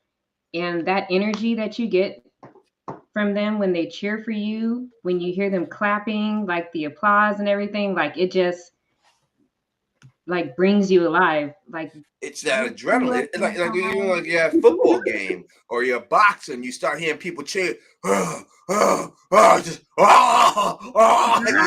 it just hypes you up so much. It's like I can deal with this shit. I am the king. Yeah, I'm the king. You know, that's just the way it is, and I think that's what happened when. He just got so involved in it and so engulfed with it. He was just, the king. I'm the king. That's right. All the girls I can get now as the king. Oh, Everything floods through your mind. And So- that's just the way it goes, you know? So what's interesting is that like you've got Allison on the one hand trying to lead him towards a way of peace, whereas you've got Otto Hightower leading him towards like towards war, towards killing the other side, right? So she wanted to get to him first, and she got to him first. So she got in his ear, and she's trying to lead him down her direction as far as being king. But then when he was on stage and he was crowned, he started looking around at his family, and they were all sort of like insecure, like, is this the right move? Except when he looked at Otto, and Otto's like, my boy. So it's like I feel like he's going to gravitate towards Otto strictly for that reason. Like that's a huge moment for him. And Otto's the only one who truly had his back. Otto and Kristen Cole. Yeah, well, there's something about that part where he looks at each individual person, you know, and to see like, and they're all just like, you know, head nod, head bow. He's just like looking like, who's bowing? Who's bowing? You bowing? You bowing? Uncle, grandpa, like everybody, y'all all good? Then he turned around and like did his thing. But he checked with every single person up on that stage or podium or whatever you want to call it. He checked with everybody before he turned around and did his little showboating. Thank you so much, Luna, for the $5 super chat. We truly appreciate it. The beautiful, talented Carla Way is in the building from the land down under. Thank you so much for joining. Down under. Thank you for joining us. We truly appreciate you. You rock with. If anyone has a chance, go check out Carla Go check out her Twitter. She had she had it's a major thing in her country. It's an award ceremony, you know, as big as the Oscars are here. And I think she got to sing the Canadian national the No way, Oh really? wow. That doesn't surprise me. If you guys haven't heard her sing, like, you know, like sometimes you're friends with someone and you're like, yo, they're really good. And you try to like she legit is really, really good. Really? So that doesn't surprise me. Like No, she really should good. be famous. There's no Yeah. doubt that she has everything. As someone that I talked a little bit about, has performed and opened for people and seen people who have made it famous, there's no doubt that if she's given the right material, the songs to sing, she could be just as big as all of them. Without a shadow of a doubt. Where can I go to hear her? Huh? Where can I go to hear her music? She Hear her on your sing? Instagram, she posts stuff, and she said she posted a clip on her Twitter, but Instagram she posts a lot of stuff of her singing All right, and I'm stuff. gonna find her. But she has everything. She has the look, she has the voice, she has and I don't want to get involved in talking about this. We're gonna go back and talking about it, but it's what I try to explain to people. If anyone is in the chat and is into music or trying to become a music star, something that I didn't take as seriously as I should have and didn't realize until after, I'll give you advice that I wish I had. Don't try to sell how talented you are. Just sell yourself.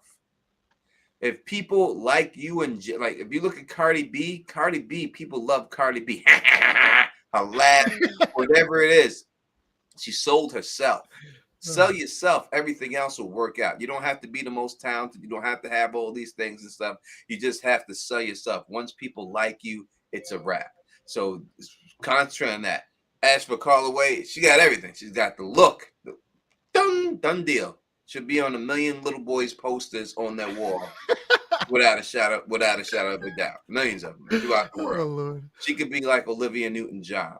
Give her the role in Grease. She could pull Grease off right now. She could do a modern day Grease right now, without a shadow of a doubt. No doubt. She's Damn. really that good. That's awesome. All right, but we're going to House of the Dragon, and she's in our chat. So when she does become famous and she ignores us and acts like she doesn't know us, we will know that at least we did. We got the videotape to prove it. But definitely checking. Congratulations, Carla Wade, to singing the Australian national anthem in the huge show. That's pretty unreal. Yeah, that's cool. Yeah, that's awesome. All right, so back to it. Let's talk a little bit about we're going through characters. We talked about young Rhaenyra. Let's talk about young Alicent, the actress and the character, the way it was portrayed. How did you like it? Go Bridge. I mean, I loved it. As I always say, like I was voted most easily amused in high school. Like I tend to love things, and yeah, I loved everything about her. Like I think I sympathize. I don't know, empathize. I sympathize with her. I think more than I said the average fan does. Like a lot of people hate the Greens and stuff. I really sympathize with her being forced into her marriage with Viserys, and even after she was like married to him, like when she was when he recruited her, when he summoned her to his bed and stuff, like that dude is like, he's older than her, fine, that happens, whatever. But it's like he's dying of disease, he's gross. Moreover, it's like when she was having sex with him and her arms are back and she's just looking up at the ceiling, like she clearly wasn't interested. They did a montage, but that was at the same time of Daemon and Rhaenyra, where she was very interested, or then Rhaenyra and Kristen.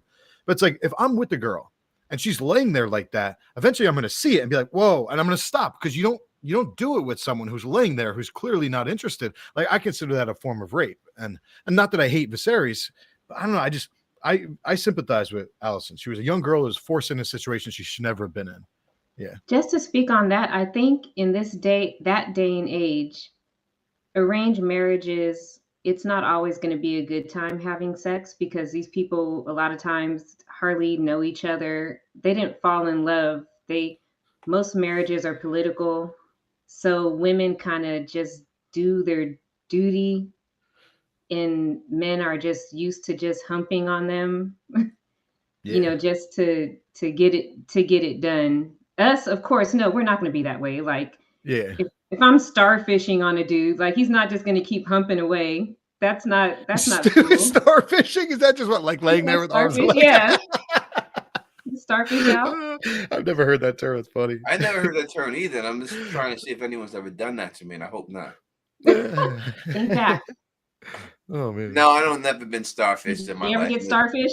No, I'm the Don, baby. I'm the Don. Let me before you continue. Let me address Luna. She sent the super chat, but in the super chat she didn't have a question in it, and then she put a question underneath it, and she wanted me to address it. So we will address it right now. Aegon looking for love and acceptance. He never got that from either parent, so he's acting out. I'm going to pull it down because it's in front of Christina's face, and that's the only reason why. All right, so I don't believe that entirely because I think his mother loved him. I think he's just an asshole and he's a dick and he's very privileged. That's why he feels he can go around doing with anything he wants with any service. He's jerking off out the window and everything else. I don't think that has anything to do with him lacking love and acceptance. It's just that he's just an asshole. I mean, you don't have to rape people. You don't have to rape women because daddy doesn't love you. Or because mommy puts too much pressure on you. He's literally the worst. Yeah, I don't mind the window thing. Like, yeah, it's a little gross, but I'm like, yo, free. I was about to say Free Willy, and then I guess Free Willy. Like, that's weird, but it's like, I don't know, it's kind of cool in a sense too. Like, I wouldn't do it. I'd be embarrassed. You know what I mean? But yeah, like taking advantage and sleeping with like servants against their will and stuff. That's disgusting. Like having children out, like with children in Flea Bottom, and then just like those are your children, and he's totally abandoned them. He's not there for them. So yeah, he's a gross dude for sure. Yeah, he's got a billion, and these kids ain't babies, they toddlers. Yeah, you know what I mean. So he's blowing loads and whoever he wants all the time and stuff. So I don't think that I'm not saying he was raised 100% right, but I'm saying that he's an asshole. People who are an asshole, you can always go back in time and you can find stuff that happened in their childhood and to explain certain things. Of course, some people get bullied, this happens and everything else. I'm not saying he was raised 100% right and things couldn't have been better. But I do think that people who are raised the exact same way, like his sister and his brother, didn't do those things that he did. Exactly. He just felt entitled his whole life because of who he is. And that's the only reason that I say things about him. So that's just my opinion on it. And everything else. All right, what were we talking about? What were we talking about? Real quick, he wasn't. I'm not trying to defend him in any way, shape, or form. He's disgusting. It wasn't entirely the same way because he had the extra pressures of Alicent saying like you're going to be king, which technically like his sister didn't have that. She did indirectly through him, and his little brother didn't have it. But here's where it gets interesting: is that his little brother Aemon would have embraced that. If his mother was telling him to do it, he would have done it because it's his duty. Yeah, they're just such different kids. So Aegon is just someone that didn't want to be pressured into this life of being a king. But yeah, I still don't sympathize with him. He's a all right, let's Sterling saying Joffrey's spirit animal. Is he a Joffrey? Can we look at him as a Joffrey? I mean, Joffrey's a murderer. Well, Joffrey's not even a rapist. He's way worse. Well, Joffrey like he's a straight up torturer, killer. He said to Sansa that I'll have to come into your bedroom and have my way with you once you marry Tyrion, right?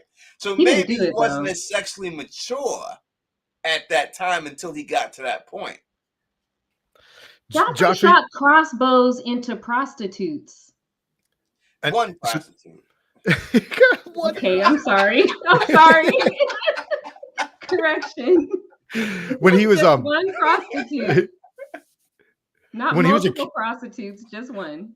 When he was a kid, at least in the books, I'm pretty sure he cut open a cat because he wanted like a pregnant cat because he wanted to see the little babies inside of it. And that's a weird one because it's like, was this just a kid that was like, oh, I want to see the babies inside of it? Or like, I don't know. I always read it as like he's disturbed. He's a disgusting dude.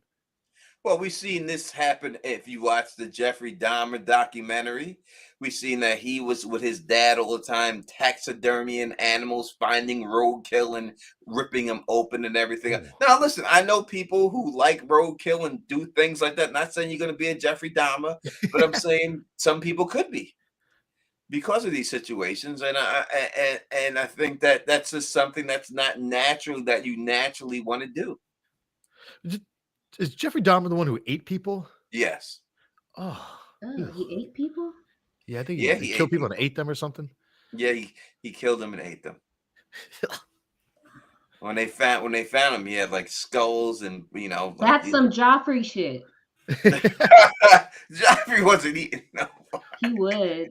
I've got ARFID. Yeah. I don't even eat pizza. Pizza makes me gag. I can't imagine eating a human. Does it really You can't eat pizza? pizza. I have, like I say, I have ARFID. I'm not joking. Like I eat the same like 5 or 6 things every day for the last couple decades because everything else comes out. I can't hold it down.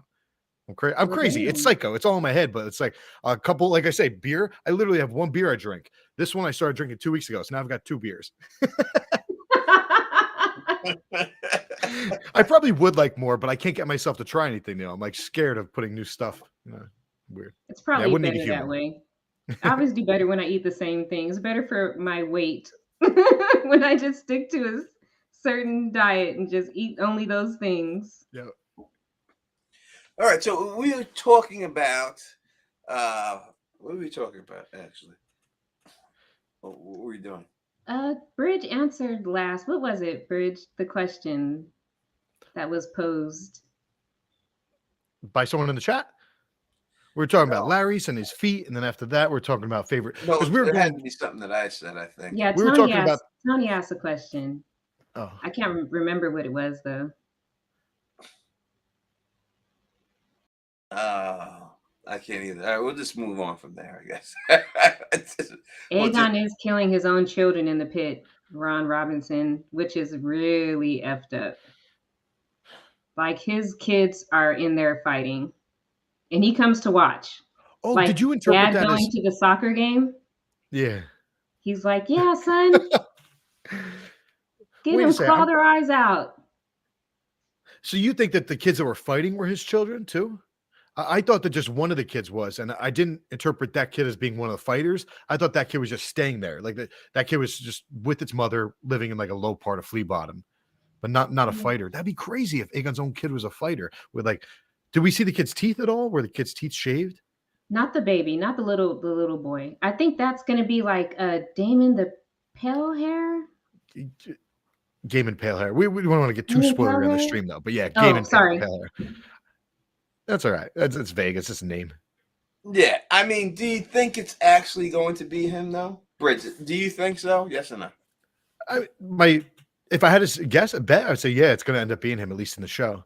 All right. I don't remember because I remember that was actually my first instinct. I don't want to get spoilers, but that was my first instinct when I saw the kid. I'm like, wait a second. But then I started thinking back, like, is it the same in the books? Like, I never interpreted it that way in the books that he was of their blood. Is there a clue that he's of the blood? Game and Pale Hair is because I never interpreted it that way. We're gonna. I think Yeah. I think what it sets up is that I like it though. we're going to have a lot of Targaryen bastards in next Yeah. season, right? Yeah. And that there are Targaryen bastards out there.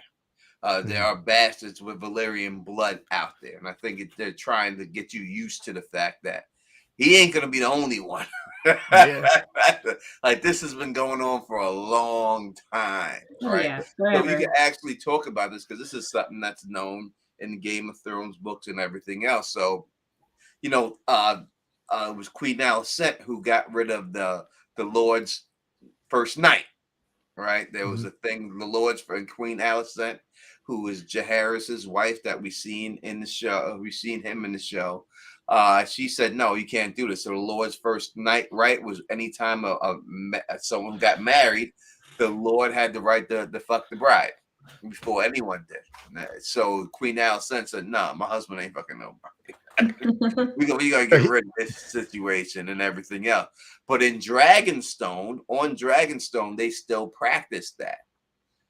So there were a lot of princes of Dragonstone who was out there sleeping with, because they would say that they would get a lot of gifts and everything else, and they would get a lot of money, and the husbands allowed this to happen. They liked it because of the money and the factor and everything else and all that. So yeah, it said the Dragon Seas were treated like royalty.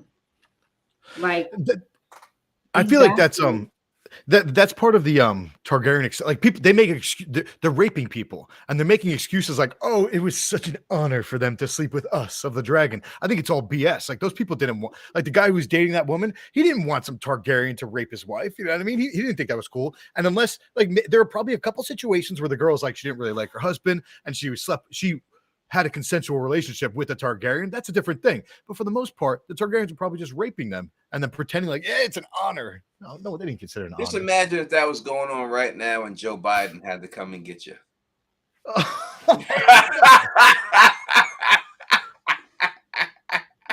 No. That's how Alicent felt. That's what Alicent was just with the king.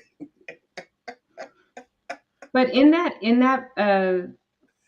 same vein, a lot of people looked at Targaryens like gods. And they felt that if a Targaryen chose them, they were like blessed. Well, that's what we read. But is that actually how the people felt, or is that just what the Maesters are saying? I personally, I think it's bullshit. I think that the Targaryens are being put on a pedestal that didn't actually exist. You know what I mean? That's just, but it's open to interpretation. Like maybe the people did look because at them we as don't know. gods. We just know what the Maesters told us. Yeah. I'm trying to find a really good line. Stimulus. Hey, for the Biden seed, you might get the $2,000.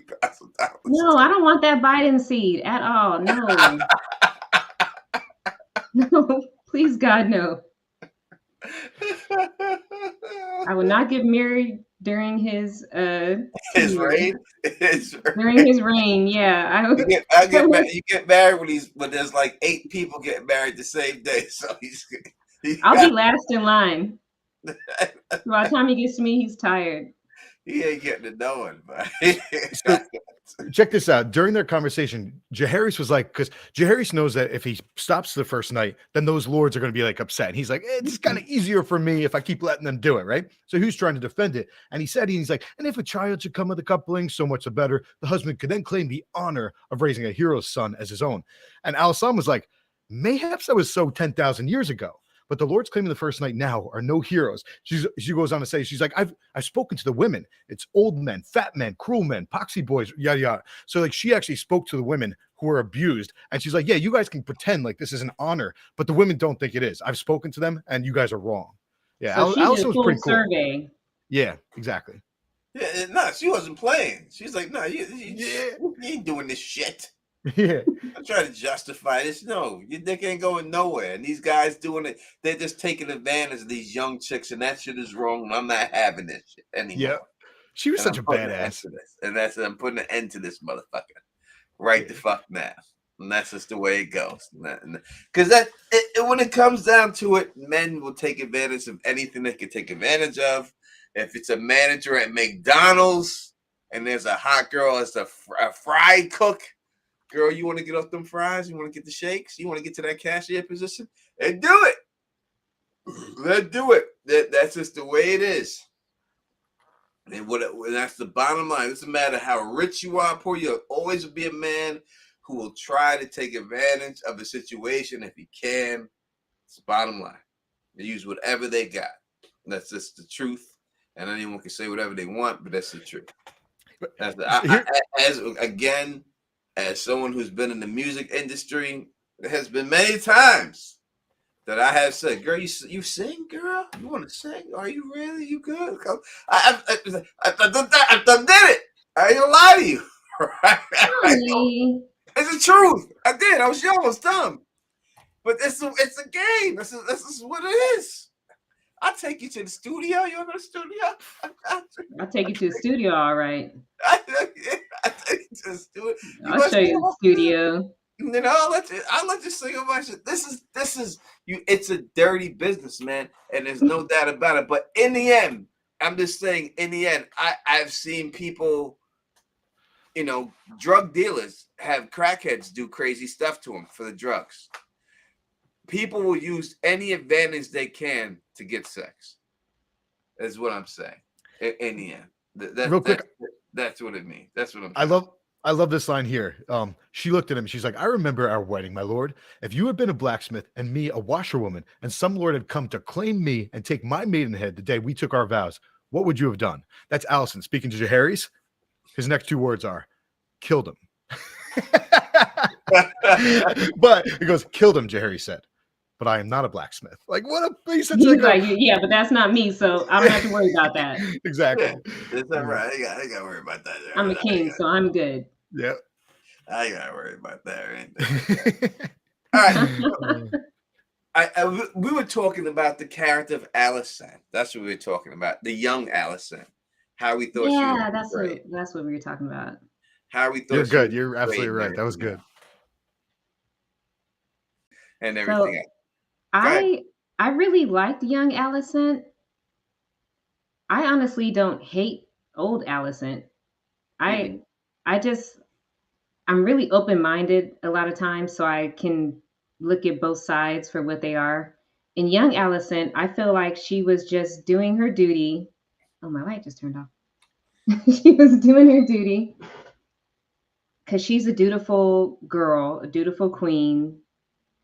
And it's unfortunate that she had to get linked up with the old poxy-ridden old guy. She kind of got the short end of the stick. Mm-hmm. Literally. She didn't choose this. She didn't choose any of this. She never even wanted Aegon to be king. That was all Otto. Do you think that she was just a jealous girl, mad that she thought that her best friend was having the hot sex that she wanted to have, and she was stuck with the 2-finger king? Yeah, I think after she was married and everything, and Rhaenyra's out in the streets doing whatever, I do feel like there was some sort of jealousy where she's like, I'm over here humping this fucking dude who's got scars and wounds and he's nasty and it's gross, and you're just out here like uncle fucking and doing whatever the fuck you want with Kristen Cole. She's like, you're just in these streets, and that's not fair because you're a princess and you should be held to a certain standard just the same way that I am. Because she wanted to be in them streets too. Yeah, that whole conversation, like where she got so upset, the fact that like Rhaenyra, like that conversation for me, what it should have happened is like Rhaenyra should have told her the truth, and then Alicent should have been like, "Oh snap! Like that's hot! Like I'm jealous! Like that's what real friends would do." But then you have also the factor that Alicent is sort of like a religious fundamentalist. Like she's really hardcore into her religion, and that's sort of on top of everything with her father feeding her poison and stuff. She's got these ideas of like what's right and wrong, and it's I don't know, it's too much. So I like Alicent, but there are things about her that I don't find that attractive. I mean, I don't think there's anything against getting information and pulling your foot out in the church of the 7. So I can't really give it, but if you're willing to do something like that, you would say, I don't, I don't know if you could plead the Bible Belt on this one. I think that it really comes down to that she wasn't getting, because you seen her in the beginning. They showed them together when they were looking at the jousting in the nights, and they were giving their laurels and everything else. They was about that life, and he's cute, he's this, he's that. And then she was like, oh, you get to go around the whole realm and find who you want to marry and be with who you get to pick out of all these people. And she's like, it ain't what you think it is. It ain't what you think it is, I know what you're thinking. Like as I said, I compared it to like a nude beach. Like when you hear about a nude beach, you expect Kim Kardashian to walk by, but it really isn't. It's Roseanne Arnold who's coming down. Oh no. That's what it is. That's reality. What's wrong with Roseanne? Ain't nothing wrong with it if you into that. I ain't into that. But I'm saying that's what you expect to see when you go when you hear new beach. I can't wait to get to a new beach. You think Kim Kardashian, or Gal Gadot, you know what I mean? You think these chicks, Serena Williams is walking around there, big ass shaking, like with sand stuck to it and shit. Like this is a fucking phenomenal thing. And then all of a sudden, when you get down there, it's saying what it is. It's who's that chick that was who's that chick that was in Coming to America too, that Eddie Murphy had to sleep with? and also was in Ghostbusters with the women. But you know what I'm saying? So, It's. Tony, do you think Alicent wanted to be queen? I think that I don't think that that's something she set out to do, but I think she realized what her dad was asking her to do when she was putting on them dresses, and she kept going back and kept going back. So I do think at that particular time she was about it.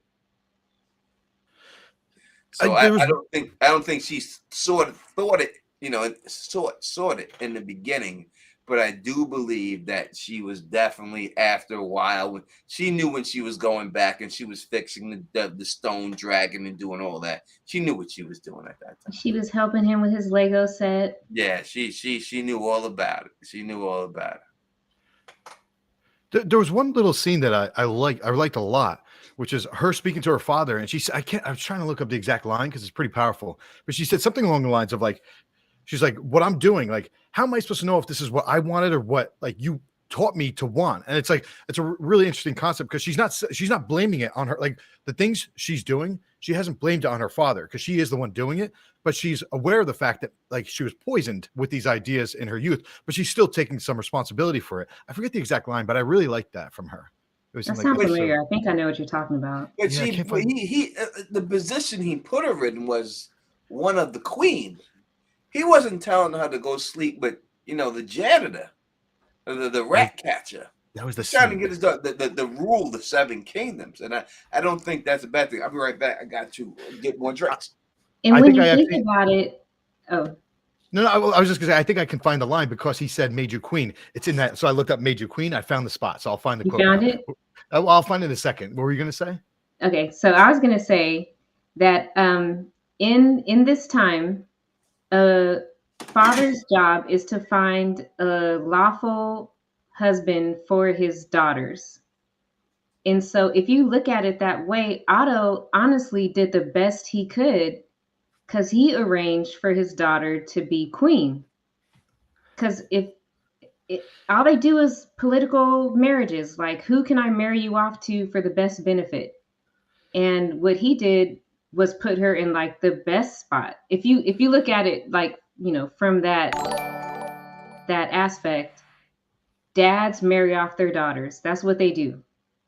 That's what they do. Nobody marries for love. You don't go find a boyfriend, then get engaged, and then have a wedding. No, you're arranged. Your dad tells you who you're going to marry. So this was going to happen regardless. Otto was going to have her marry somebody regardless. So having her marry the king maybe wasn't like such a bad thing. Yeah, but it's like so. Yeah, he accomplished getting her into the most powerful position, but he did it full well knowing that there's this whole Rhaenyra was already declared heir. Daemon is out there, so he put her in like a really precarious situation. He effectively he knew that what he was doing is sort of splitting the realm or causing problems potentially in the future. Like by getting her to be the queen, he knew that there was going to be a showdown between Rhaenyra or Daemon in the future. So it's like I don't know. I don't like him. He's not. So cool. you feel like he put her in danger? Exactly. And I think that's a theme that goes across to even people that we like Corlys Velaryon. He put his children in danger too, against Rhaenys desire. Like she tried warning him the first time. She's like, what are you doing? Like, no, we don't need to marry them off that direction. Like to Rhaenyra, we're going to be putting them in danger. Then she ended up going along with it because that's what Corlys wanted. And in the future, Corlys realized that he had made a mistake. So even someone that we like Corlys, he did the same thing. So really it's like, it sucks that they're marrying off their children, but Otto, he could have found someone in another high house, like like a Tarly or something like that. You know what I mean? Or like a Tyrell. He could have done a powerful alliance where she wasn't the queen, but she was a very, very powerful figure within the kingdom. But instead, So I think it's a mixture of his ambitions with his duty to marry his daughter off to somebody profitable. So he's like, I got to marry, my daughter has to get married eventually, and also here's Viserys, his wife is dead. I can kind of kill two birds with one stone and get maybe one of my grandchildren on the throne. So it just kind of worked out.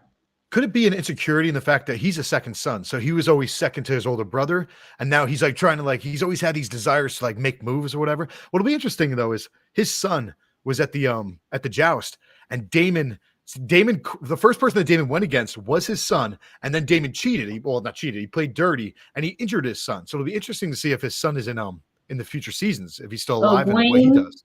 Gwen Hightower. Yeah, Gawain. Gawain. I will say that, you know, when dealing with that whole situation, what was I going to say? I had a point. Now I'm lost it. Him putting her on. I don't know if it comes back to me. I'll let you know. We were talking about Otto marrying off Alicent to the king, and how fathers have to marry off their daughters. Oh, I had something else. All right. Again, so saying that he did it specifically because he wanted his grandson to take the Iron Throne is not 100% correct. It is, but it isn't. So he had no problem with Rhaenyra ruling until she got with Daemon.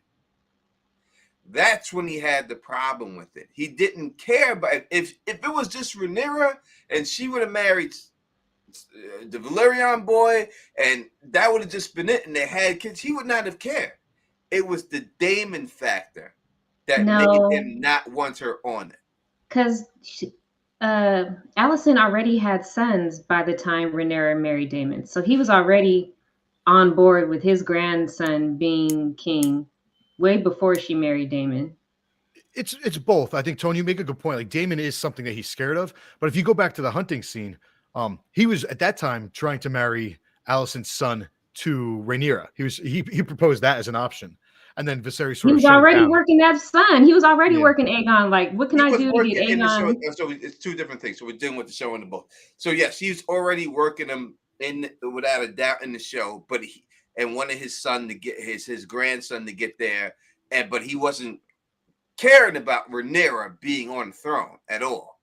He known that if he put his grandson in that he was going to be the king consort. He wasn't putting his grandson there to be king. He's putting his grandson to be king consort. You know, so Rhaenyra still would have sat the throne. His grandson would have never sat the throne. Their child that they had together would have sat the throne after. I don't know about that, because his son. Well, you can't pass it through the. Well, I guess you can now. Yeah, that's Rhaenyra's queen, because normally it doesn't pass through the mother's bloodline. It has to go through the father. But if Rhaenyra's queen, then obviously her son will be next in line, or her daughter. Also, keep in mind, Aegon is Viserys' son, so he's a Targaryen by blood, and also, during that whole hunting scene, he had tried setting them up to take out like the White Hart. It was supposed to be this whole symbolic thing on Aegon's birthday. I don't think he wanted Aegon to be like a king consort. I think he expected Aegon. There would have been no way around that. That's what it would have been. At that time, 100%, Rhaenyra was the heir. He was trying to marry his son to the heir of the Iron Throne. It wouldn't have been Rhaenyra all of a sudden this little baby takes over when Rhaenyra gets. It wouldn't have been that. That's not what it is. It would have just he would have been the king consort. That's just facts.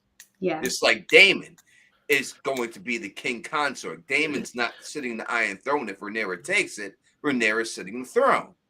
That's the role Daemon accepted to take. But their child would then sit the Iron Throne if they would have had the firstborn child or anything else. That's what it would have been. And he was just trying to get his bloodline. To him, it was more important that his blood sits on that throne. I agree. Just like Corlys wanted his son, his bloodline on that throne. That's why he was like, what name is going to pass down? What name is it going to have? That's his thing. He wants that Valyrian name to be. Yeah, all he cared about was names. He was like, you don't even got to be of my blood. Just have my name. That's it. He wants to pass his name on. Because he says people don't remember blood, they remember names.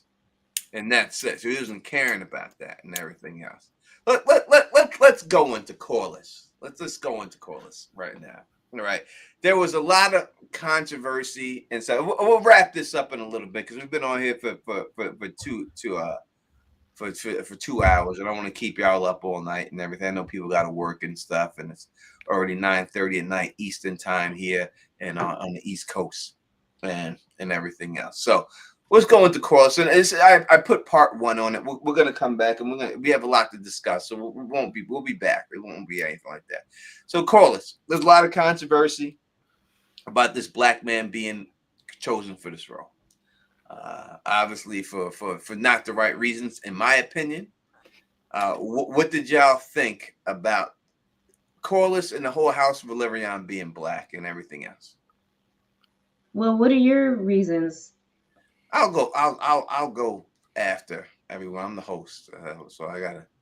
Now I'm asking you questions. No, I'm just playing. Um, I'm great. I'm. What did Kanye say when he was saying? Kanye said something. I'm interviewing you. I'm a pretty basic dude. Like race doesn't come into it for me. There's one thing in the future which I won't get into, which changes theorizing about like bloodlines and stuff like that. But with that said, with them casting with black people as the Valarians, I didn't mind it at all. I know there's gonna be hate out there in the world because people are racist, whatever. But my only one concern is that like I've always had a huge crush on Lena, so I was like, they better make Lena hot because I've always had a crush on Lena. And then we get to the show and it's just like little girl. I'm like, what are you doing? Like I'm not trying to look at a little Lena. The second Lena, she was hot, and the third Lena was even hotter. So yeah, I was down with the Valarians. They're hot cool. Lenas. Yeah, Corliss, he was a badass. He's awesome. He was great for the role. Yeah, he killed it. Oh, and one more thing, I'll give a shout out to Laenor. Like one of the adult Laenor, his first scene with Rhaenyra, and it was like one of Rhaenyra's first scene actually too. Their voices, like I'm in love with her voices, are so unique and cool. And then his voice as well. He's got like a really charming voice. So that whole like, and then when he walked in drunk, that whole scene with them together, there was no music. It was just them two talking. And it was one of the first times I got to know them as characters and actors. And I just loved it strictly because of their voices. So it stinks that we won't get more of adult Laenor. We might not because he seemed pretty cool and a good actor. I think that what really works, and one of the objections that a lot of people had against it was the strong side of the babies, right? Oh, if there's going to be a black baby, it's going to mess up everything because she's going to know this, that, and the other. And I really think that made it work better. Yeah, of course it did. I think that's something that people used to say why, because they wanted it to be like, oh, are you sure that it's his kid or not sure it's not kid? That doesn't work. What works is, it ain't his goddamn kid. Yeah. Who is this little white baby? Well, yeah, you know it, right? With brown hair and brown eyes. Yeah, we know what's going on here. And I think that really helped that whole storyline, made it much better. But Christina, how did you feel about Corliss Velaryon? About the Valerians overall being black, I loved it. I loved it. It was a change from the books, but it works. It's fine. Like you said, it helps show the bloodline clearly. Like even the mixed kids, like Rhaena and Laenor, like they look mixed, like they're Targaryen and Valyrian. And so it's quite obvious that that Rhaena's kids are not, because they don't look anything like these other kids. And it's kind of, honestly, it was just cool to see like a black dude ride a dragon. Not gonna lie, I would say I would have rather them have more black people with haircuts that I have. Not every black person has to have goddamn dreads. No, all black people wear dreads. We all know this. All black people black are wearing dreadlocks in these shows. We don't all got dreads, goddamn it. Right? You ain't got dreads, you ain't black. They should have gave one of them at least an afro or something. And then the dreadlock wigs, like, why everyone gotta have goddamn dreads? Every black person you see got dreads. He got dreads. No, that's not the way it is. Yeah, I wasn't a fan of the hairstylings. You could have someone with a flat top, chilling with a flat top or something, a little slope, a little Gumby like Bobby Brown up in this piece. It could have been something. Fernandez T, where's my bald brother? You would have bald-headed black man at.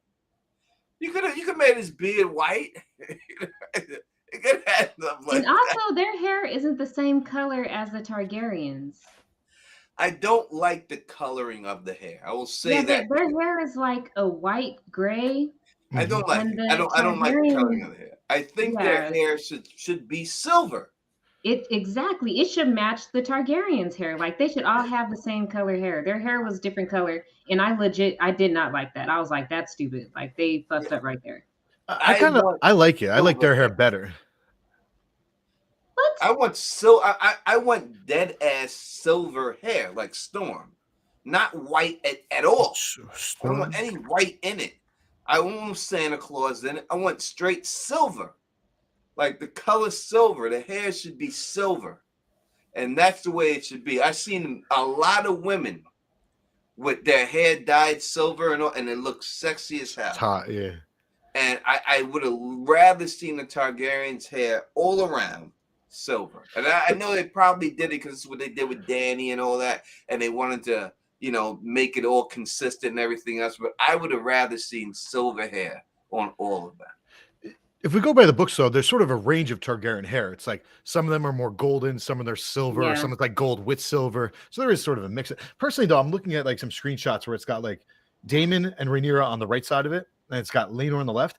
Theirs is like a pale blonde, whereas his is just straight. Like it looks silver. It looks like white. It's pretty badass. I kind of like their hair better, to be honest.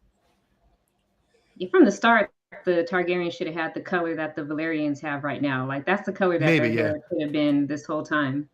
It's just a really light blonde. Yeah. And they and they're known for the. And I think they should have. See, listen, they need to switch it next season. They've done it in Game of Thrones. It's not Switch like they what? haven't done it, right? They did it with the Lannisters. When they had the Lannisters Oh. first show up, they were straight blonde, and then they changed their hair to like a dirty blonde. Mhm. Eventually, Yeah, Tyrion by was the end, dark Jamie brown. had like the whole gray blonde shit going on. Yeah, Tyrion shit was brown at the end. Literally, like he was not even blonde anymore. It was done. They were like, "No, we're done with They're this." like, fuck it, we're tired of dyeing hair. Just Keep his hair like that and whatever you everything. got. As for, yeah, I agree. Edward Martin, bro, 100% they should have did the Ooh. purple eyes. I wish I could have. I'm going to do my best to get this showrunner on. And if I do get the showrunner on, that I promise you that will be the question that I ask him. Why did they not go with the purple eyes? We've seen them do it in The Witcher effectively. Yeah. So I heard it was a contact issue, that was Oh. the first. That was Game of Thrones. but So they I don't can't know why change it it would now still. because it's already set that Targaryens don't have purple eyes because of Game of Thrones. But you could add it in. Like it's like they go ahead and like change Dario Naharis. His actor just completely changed. And the Mountain he changed twice. It's like Tom was saying, you could just mix things up. Next season, give him purple eyes, and from there, everything going forward, purple eyes. That'd be badass. I wish it had been purple eyes this Yeah. whole time. I always forget about that, to be honest, when watching the show. But purple eyes are so cool because they don't exist. It'd be so cool looking Well, at them. no, they kind of do. In real life? Yeah, people have. Elizabeth Taylor had purple eyes. What? What? Yes.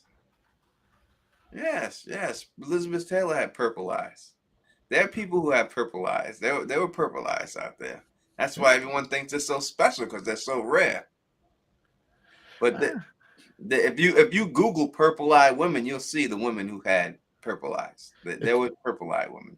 I'm It's gonna get not the a purple distinctive purple, but there's purple eyes. Chris Smalls, they were kind. You don't know that, Chris.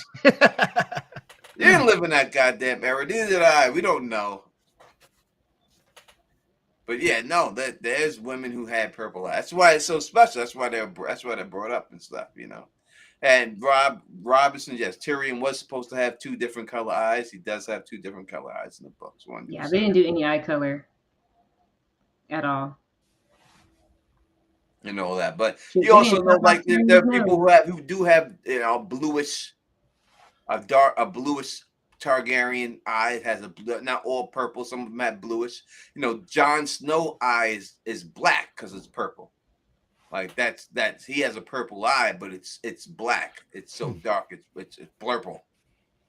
Blurple. He's got blurple. He's Blurple. got some blurple in his eye. That's why he's just saying that. First one said purple eyes are genetic disorder. Liz Taylor has purple eyes, but they look bluish violet to me. You know, I mean, she's known to have purple eyes. You could say it's a bluish violet. It's not a Barney purple. All right, if you're looking for that, you're not going to see that. But she's known for having purple eyes, and it is a disorder. It's not everyone has it. That's what makes it so special. That she has. Kornitsky said Yennefer, for example, in The Witcher, she has purple eyes. She does, and in the show, it looked great. Mm. They did it really. They did it really good in the show with 1/4 of the budget, so they could have pulled it. Yeah, off. they could have done it. Yeah, Jesse J to G. What's up, Jesse? Says the two Kingsguard choosing different sides was crazy. I think implying like the brothers, the twins that went to Eric and Eric. Brothers, Eric and Eric. So cool, right? It was One Eric of my and favorite Erock. parts is when she How you say? Is it called him Eric? It's and he was Eric and like no, I'm Erock. Eric. It's Eric and Erock or something like that. I'm gonna call him Erock from now on. Eric and Eric. I think it's Eric and Eric. It's like Uric. It's like Uric and Eric. It's E. The only difference is the first letter, E and A. So Eric and Eric. They sound exactly the same. When I say it, they sound the same. Eric and Eric. Eric. It's Eric and Eric. Eric. He was like, "No, I'm Eric." He's like, "What up in there?" Yeah. Is that what I said? What I just said. You know I'm talking to you, motherfucker. I'm in your face. Yeah, You know what I'm talking you're the only Eric standing here. You know who I'm talking to. Yeah, there's no need to just say who you are. You know the fuck I'm talking about. Mary J. Star says lavender. Yeah, more lavender. I would say lavender, but you know what I mean when I'm saying. When I'm saying purple, lavender's the same. You know what I'm talking. She's known for having purple eyes. Elizabeth Taylor. That was her trademark. Everyone's So saying Nemesis Eric said and Eric. and It's Eric. like Eric. It's like Eric. It's like Eric and Eric. One of them begins with an E, though. I just say Eric, like our Eric, E-R-I-K or E-R-I-C, Eric. But I don't know, they're saying Eric and Eric. Whatever. It's God damn it. I couldn't have those two on my Kingsguard. One of y'all got to come. One has to stay back. That was actually one of my favorite scenes, was Eric coming up there, just coming up, pulling out the crown that he stole. Because he's a man of honor, and then coming up there, bending the knee, giving the speech, which is like the Night's Watch. And it was cool because earlier, right before that, Damon had like threatened and like forced those other two Kingsguards, like, are you on our side or not? So this whole thing about the Kingsguard, next thing you know, this one shows up with the crown. Oh, I love that scene. Yeah, They I'm pulled hoping their blades. They were like, "Hold up, buddy. Yeah. What are you doing here? Yeah. You're not sworn in. We don't know you like that." And he was like, "Look, I got the crown. I'm Team Rhaenyra." I think he also said brother. I just like because I don't know, like when you have good friends, like Tone's my brother, right? So it's like that scene. He said something to them. He just kind of like, no, I'm here for blah blah blah, brother. I just said something like, "Yeah, I'm fine, brothers. Like it's cool." And for some reason, I was like, oh, that's so cool. Like I wish I was in a Kingsguard and I had my homies with me, because like you get to go to all like the dances and the dinners, and you watch guard, and something like you get to walk around like badasses. It'd be cool to be on the Kingsguard, minus the whole like we can't have sex. We can't. Yeah, minus the whole not sexing and dancing and having fun part. You just got to go and just watch other people. It's like being a Night's Watch, but we can't hit these chicks. But at least the Night's Watchman had Molestown. Yeah, exactly. But when you have a place that's called Molestown, do you really want to go? I'm not trying to go to Molestown. It doesn't sound appetizing. The name is just not alluring. It doesn't sound like Atlantic City, Molestown. When you're hanging up at like the wall, like eating the same thing every day or close to the same thing, and you're with all these like smelly dudes and not showering, like I'd want to go to Molestown for sure. Yeah, any chick you see at that, it's like when I used to work in a distribution center. We used to say when you're around all those guys in the distribution center, if you're a 6 in the real world, when you come to the distribution center, you're a 9. As soon as you walk through that door.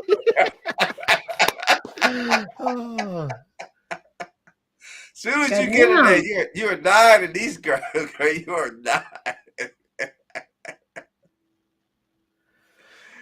And that's just what it is, and everything else. And all right, we're going to Rap. Let me just fact check myself. He didn't say brother when he showed up in that scene. At some point during the season, though, one of the Kingsguard said brother to like one of their other brothers, and I was just like, I remember being like, yeah, I wish I was one of their brothers, but he didn't say it in that scene, unfortunately. You got to get Sorry, the outfit, Bridge. You got to get the full fit. The Kingsguard outfit, yeah. You know what's interesting? Their whole Kingsguard thing, the new Kingsguard outfits, because there's different ones for different generations, right? In that first bridge scene or the first walkway scene where he came up with the dragon with Otto Hightower, the helmet looked huge on Kristen Cole. And I kind of laughed at it. I thought it was funny. But putting that aside, because I think that helmet's just a little too big for Kristen Cole, the actor, their outfits look pretty badass. I like the Kingsguard in House of the Dragon. I got another beer. So that's what we'll do. We'll go on until I'm done with this beer. It's only 9:49. I can so early. I'm just trying to be good to y'all. I stay on all night. Christina, you already know. I stay on all night. I stay on for 5-6 hours like before. I don't care. I'm good. I ain't like in the old days. Yeah, back in the old days. All right. So this is gonna be potluck until it ends. You could ask us any question about Game of Thrones, Song of Ice and Fire, whatever you want to know. You can ask us right now until it ends. We'll still talk House of the Dragon too, but this will be the official. Won't be anything like, whatever you guys want to talk about. If you have a question, you can definitely ask us and everything else. Even if you want to ask us about the old days, we'll talk about that. But yeah, I remember like you guys, Donna Kraken Witten, had the longest stream in YouTube history. I think we streamed for like 6 hours one time. No. I mean, Donna Kraken Whitney did a stream for almost like, it was like, I remember like Google Hangouts kicked them off. Oh, because they exceeded the time limit or something? Yeah, because they were on so long. I think it was like 20 straight hours at the time and everything else. Shit. Like that was like nuts. Because back then, that's what I tell people. Like back then, streaming, like people stream a lot, and then you see it. It wasn't like that back then. No one really did it at all, and everything else. So it was like the only time you could actually like really talk to your friends and stuff. It was like hanging out with friends. Yeah, you just stream. All your friends show up, and y'all just talk shit and have a good time for like hours and hours and hours. Yeah, it was just it was a different vibe. Go ahead. Yeah, if you go up to Luna's comment, do you see that one? What about Kristen Cole remark? Do you see that? It's up a little bit, up like 15 comments. Luna Cascade. I'm trying to said, what about, I'll read it if you can find it, but what about Kristen Cole's remark about all Luna went capital, should I yell? All women should be spoken of with reverence. So that's what he said when they showed up to like the brothel or whatever. And he looked at Eamon because Eamon said something like, yeah, my brother comes here for blah, blah, blah. And he said, all women should be, it was just the first thing. Rhaenyra a cunt. That's true. What the fuck is he talking about? Yeah, when it comes down to it, he's very hypocritical. And when it suits him, then that's when he says things and everything else. You know what I mean? So I really can't do it. Rob Robinson, is this the comment we're talking about? The Night's Watch, how do they pay the whores? They don't make money. Well, they do. They sell stuff and they barter stuff. Yeah, they have money. So they do have some form of money because that's how they get their food and that's how they get stuff. Yeah, money is allotted to them. They're not earning money, but they are given money. Yes, they're also given money and they do trade stuff and everything else. So, yeah, but they are given like a stipend. Yeah, a stipend. For being up there and everything else. So that's how they get their money and everything, all that. And they go down there and pay them hoes. Yeah, you're giving hoes.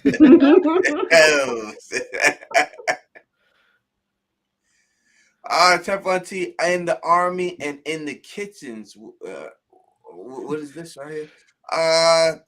In the army and in the kitchens where I work, definitely a 5 to 6 became an 8. So it's the truth. Oh, when you come out of the kitchen, you look sexy? Yeah, in the army, yeah. It's the way it is. I was in the army. I can attest to that. When you're around a bunch of men too many men, and you see a woman, it's like, oh God. No, when you're in the army and you're in uniform all the time, when Uh. people see you in regular clothes, like you shoot up to a 10, like That's awesome. automatically. That just happened to me actually recently. A woman that I at my job and sees me in my work outfit all the time to see me. Then she see me outside at the bar and she's like, I didn't even know it was you. I had no idea. I was like, Tony Teflon cleans up nice, girl. Cleans up nice. I had no idea. I was like, all right. She sound like that? That's exactly how she sounded.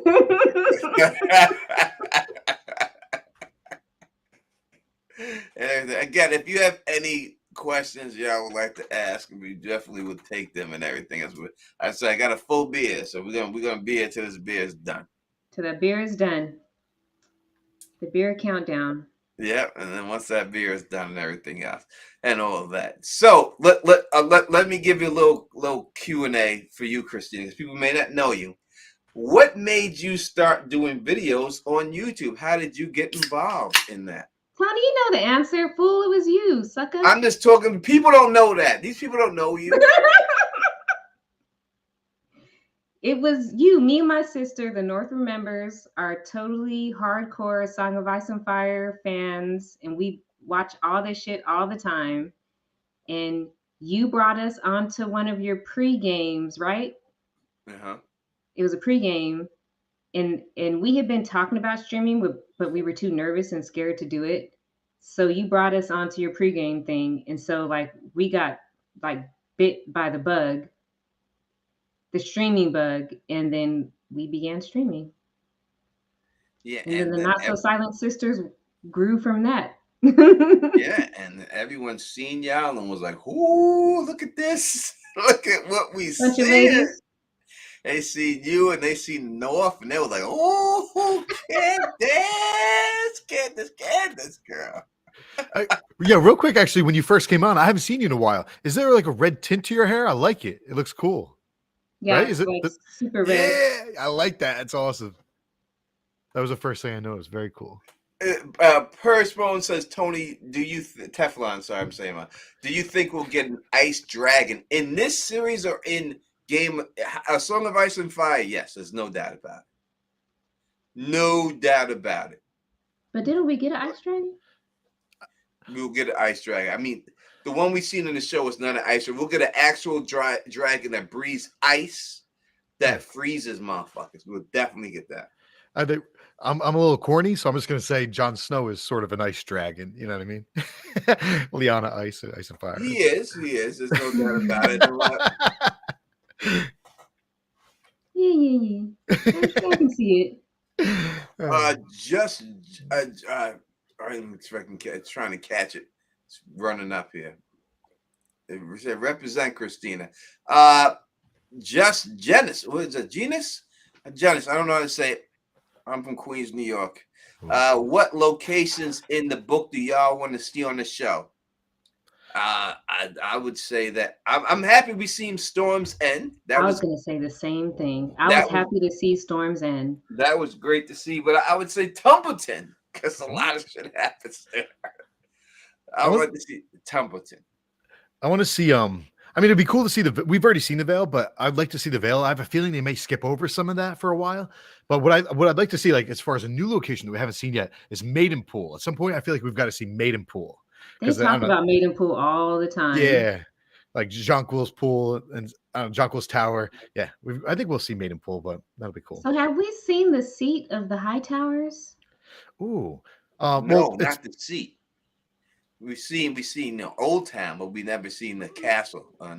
We've seen it's the High Tower. They live in the High Tower. Well, some of them live in the High Tower. Yeah, some of them do. So it's like we've seen it, but it was like real quick when Sam Tarley and Gilly arrived when they arrived to Old Town. It was there at like the corner, but I would like to see more of that. I think they live in I think like the head of House High Tower lives in the High Tower. Yeah, it's because it's the High Tower. The High Tower live in the High Tower. Yeah, exactly. Yeah, it's gotta be hot up there, boy. That fire burning all the time. So close to the sun. And all that. But yeah, so that's how Christina got started, and she started the Not So Silent Sisters after that. and has been doing Game of Thrones content and everything else, and she's amazing at it. And they were all the group, and she had a great group, and I really enjoyed the group because it actually, you know, when I was on here, you know, in all honesty, I was like the only at that time, probably the only Black person out here really doing it and everything else. So just to see people like me and everything else, give that, especially women, like it meant a lot to me. So I was just very It meant happy. a lot to me too, and I'm trying to get the gang back together so we can get restarted, juice back up. It'll go back up. It'll go back up. The God's Eye. We've got to see the God's Eye. We will see the guy. Yeah. Like the whole big. I think have we seen? I can't remember when now. So the God's Eye. We're not going to see it in its full. We're going to see it from a different view. Yeah, but we could potentially, like, some people, like, there's a character that might go out to the God's Eye. It's also, I'm going to check real quick while you guys are talking. But so when when Harwin Strong went back like right before it got burnt, I'm going to look. Did we see? Was there like a lake? Because we saw Harrenhal. Was there like a lake in the background? Maybe not. I don't know. Did they show us him traveling? We real quick. They went back home to the castle right before it was burnt down. Remember the bandits were. So we got a quick shot of Harrenhal, but there might have been like a little lake in the background. I never looked for that. All right, so it's Genius, not Genus. All right, sorry about that. Just Genius. Genius, I got you.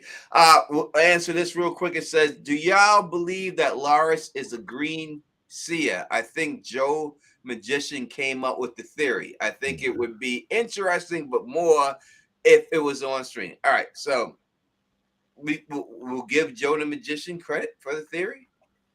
If he came up with it, that Loras is a green seer. Maybe he did. I'm not sure. But we'll definitely give him the credit for it. All right, let's go through it. I think this is a pretty easy one. Would you like me to do it? I'll give Bridge for the honor. I've done it once before on your stream, but a short answer, no. I can answer super fast. No. Quick answer, no. And that's no disrespect to anybody. We're just giving you our opinion on it and everything else. So the reason why people would say that is because of the rats and everything. I think Bridge to tell you exactly why they show in the rats. Bridge, go ahead. No. Yeah, so I mean, we're not going to get into too spoilery, but there's a character in the future seasons, probably we haven't seen it yet. He's called the Rat Catcher. So instead of just introducing a random character called the Rat Catcher, you show that the King's Landing, or excuse me, the Red Keep has a rat infestation. So that's all it is, I think. And it's also symbolic of just the deterioration that's happening. Like Viserys, his disease was a symbolic representation of the family deteriorating, and so are the rats. Like everything's just crumbling around them. And also one of the rats, when you see the rats, you see that licking blood. Oh yeah. 1 blood, right? Drink blood. So when you look, if you know what's going to happen later on, and you see the rat licking blood, then you can understand exactly why they have what they're setting up later. I'm not going to go into it and everything else, but that's why they have the rat licking blood. So no, there's no chance. I'm going to say this at all. There's no chance that he's a green seer. Yeah, it's not in the books. It's not meant to be or anything like that. He's not getting information from rats walking around and everything else, and that's how he's spying on them. That's not at all.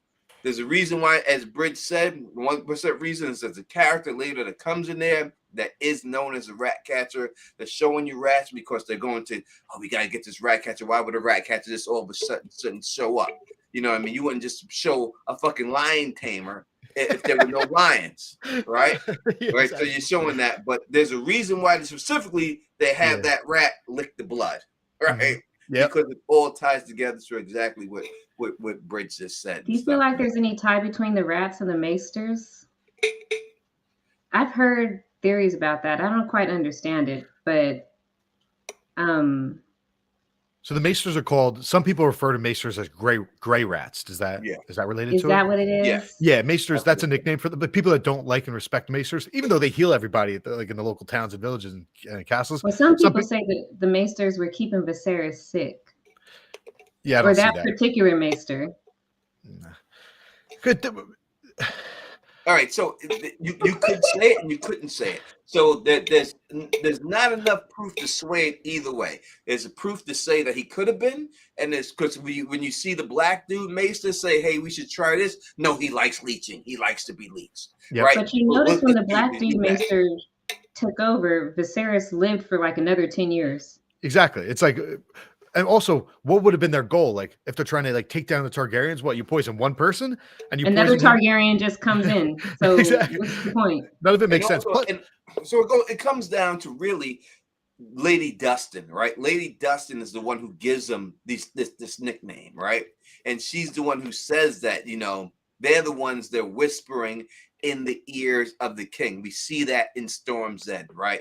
When he calls out, I don't even know what this letter says. Get my maester, let the maester read it to me, right? Now, we don't know if he can read or not, but this is just the way it is. So, yes, they could be not reading the exact words that are on there and saying exactly their translator, you know what I mean, what's going on in there. And as Lady Dustin said, when you become a maester, you drop your last name. So you don't know exactly what house this person is from. So they could be from an enemy house, or someone who, it could be a Bolton who's now a Maester of Winterfell.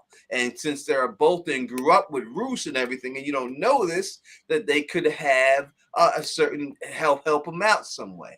So that is the reason why they would say that they're gray rats. it's interesting about like, so the free folk, people call them the wildlings, a derogatory term. And then Davos is like, I've met them, I've traded with them. They're just like anyone else. There's good and there's bad. And I think that's the same thing with the Maesters. Like someone like Lewin traveled up there. He gave birth to, he helped Catelyn give birth to Robb Stark, and then he moved up there to Winterfell with them. Then you've got someone like oh God, why am I blanking on him? The Maester from the prologue of Clash of Kings, Stannis Baratheon's Maester, whatever his name is. He grew up with Stannis. He's like the one person that loves Stannis, and he even changed castles and went with Stannis to take care of him, like a son almost. So people like them like they're good Maesters. But then you have people like what was Pycelle, right? Pycelle was like team Tywin Lannister all day, every day. You know what I mean? So yeah, like. So some Maesters are going to have an agenda, some aren't, but I don't buy into any like Grand Maester conspiracy. Well, then you have the Maester that was sent undercover to go with Stannis, and then Stannis catches them, and he was Roose. Oh yeah. Stannis catches, and he shits his pants, he pisses his pants after because he knows exactly what's going to happen. He's like, "Listen, man, I got this guy pull your eyeball out with a spoon right now." Yeah. Right? I can't believe I forgot Maester Cressen's name. He's such a lovely guy. And everything. But I think sometimes another thing people often forget is that like some Targaryens became Maesters. Like Vagon Targaryen, one of Jaehaerys' sons, became a Maester. He was actually alive during the Great Council of 101 AC. He was one of the two people still alive above Viserys and Rhaenys. He's Viserys' uncle, but he was actually Vagon might have been the reason that Jaehaerys even called for the Great Council, because he called Vagon up from the Maesters and they had a discussion. And after that, he said, let's have a Great Council. So it might have been Vagon's choice. Yeah, you said Oberyn studied to be a Maester and stopped. Yep. Like, how many links did he forge? Like 3, 4? Even, what's his name? I think Larry Strong might have, not Larry Strong, Lionel Strong, the Hand of the King or whatever. I think he studied to be a Maester, if I'm not mistaken. He forged like a certain number of chains before, something like that. Yeah, so it's a higher learning type situation when you deal with them and you forge these lists. Also, I think that Oberyn did it to prove that he's that smart, and I think that's what they want you to believe, that he's just not some dumb fighter. Mm-hmm. That he's a very intelligent man, that he was able to form these links. Because he said he did it in this time, and I forgot who they compared him to, but the one person could only forge like one link. Couldn't get anything, and Oberyn went there and did like 4. Yo, real quick. So I went to the scene. It's only like, let's say 10 seconds where it's Lionel Strong and Harwin Strong riding up in their little entourage going back to Harrenhal. There is a lake in the background. We can see the lake. Oh, that's so cool. Now I'm wondering, you kind of see the lake split. There's a big mountain here. I mean, the God's Eye is huge, and the little island is supposed to be like really deep in the God's Eye, really, really deep in the lake. But that would be cool if this little landmass right here that I'm looking at, that'd be cool if that was a God's Eye. It could be. Because I don't think we see it from a top-down view. I don't know if we're going to actually see someone walking across and see 1,000 redwood trees just all around. There's one person that supposedly went there and spoke with the Green Men. I don't want to get into spoilers. One person went there and spoke with the Green Men during the Dance of the Dragons. Yes, right? Okay. So did that happen? If that'd be wild if in House of the Dragon we see like Children of the Forest singers. That'd be crazy. Well, you would have to assume that the Green Men are that, and I don't know if the Green Men are actually Yeah. children. I don't think there's anyone there, to be honest. I don't think I think the Green Men are like people like the Reeds like and like people like that who worship though act like them. You know what I mean? And this, they call them the Green Men or whatever. Just like people who Yeah. drink like the weirwood, they become like they get their tongue becomes purple and all this stuff. That they're doing some shit down there that they become these like half bred, cross between the children of the forest and who had sex with humans, and they're the Green Men. I think they're half and half. Yeah, I don't know. So the God's Eye would be cool. That's a good location. What I'm really curious about is in the show, are we going to see like there's Westerlands and like the Iron Islands? Because I guess the big question is, it's like, how many sets do you have? Like, if there's a battle over in the Westerlands, do you show it or do you just like talk about it off screen? You know what I mean? Depending on which characters are involved. But I don't know. I think it'd be cool to go out and see the Iron Islands and the Westerlands. That'd be fun. I'm trying to see. I see people talking about Ron's comment. Ron? I can't find Maester Aemon. Okay. I see him say Kristen Kroll is a creep. that was a while ago. I think that was. Do you have to scroll down maybe? Yeah, I'm trying to find it and see what he said actually. Ron, if you can't, I can't do that. It's too much for me. Can you just ask the question? God, I'm old and lazy. I can't be going through all that. You can ask it again. Oh wait, this will be it right here. Do you think that what the hell? Some of the show changes will create problems later on. Example, Laenor still being alive. My question exactly. It does. It does. It's the same thing, and this is the problem. You see, because George, he talked about the butterfly effect. Like that people that were killed in Game of Thrones weren't killed in the book. And by doing this, you change things. The number one person I could think of is Sir Barristan Selmy, right? He wasn't killed there. And everything else, he wasn't killed in the books yet, and they killed him off. And the reason why they killed him off is because Dan and Dave got sick of the actor. Because when they told him he was going to kill him off, he said that he like called him and wrote him a big letter saying how he wasn't killed off and he shouldn't be killed off. And wait, this is Barristan or Stannis? No, Barristan. Okay. Like he wrote a huge letter to Dan and Dave. Like, yo, I'm not dead yet in the books. Why are you killing me off? I'm supposed to be alive. Good for him. This, that, and the other, and everything else. And then they said, "Oh yeah, now we're going to kill you off even quicker." But the Laenor, we have this problem with Laenor because he's dead. And I'm just circling back to the question that I asked. Yeah. It's the reverse though, because it's not like they killed him off too early. Like in my head, what we saw on screen in the show may have been what actually happened in the books. Maybe not, but it's like it's the opposite thing. Like, he's still alive, so they still have the flexibility to pretend as if he's dead. Then it's just like there's this new thing about dragons and dragon riders. They can break their bond. That's the only thing they have to change. So that's not. What is this thing about breaking bonds? Where does this come from? Well, there aren't that many. Theory? Well, if someone else is to bond that dragon, it's like there's only. You would think that there'd have to be a bond broken if the guy's still alive. But that's not happening though, right? Like we don't have any evidence of that happening in the books, unless what happened in the show at Laenor, maybe that happened in the books. And that's what I'm saying. They're going to have to change from the books, because in the books, one rider, one dragon. Yeah. Until that rider dies, then that dragon can get a new rider. Not before, not two at the same time, not one rider, two dragons. Mm-hmm. Just one rider, one dragon until one of them is dead. So for Laenor to still be alive, what happens with Sea Smoke? Like, so here's the thing: like Sea Smoke, really, Sea Smoke's the best looking dragon on them all. Sea Smoke did look cool. So good.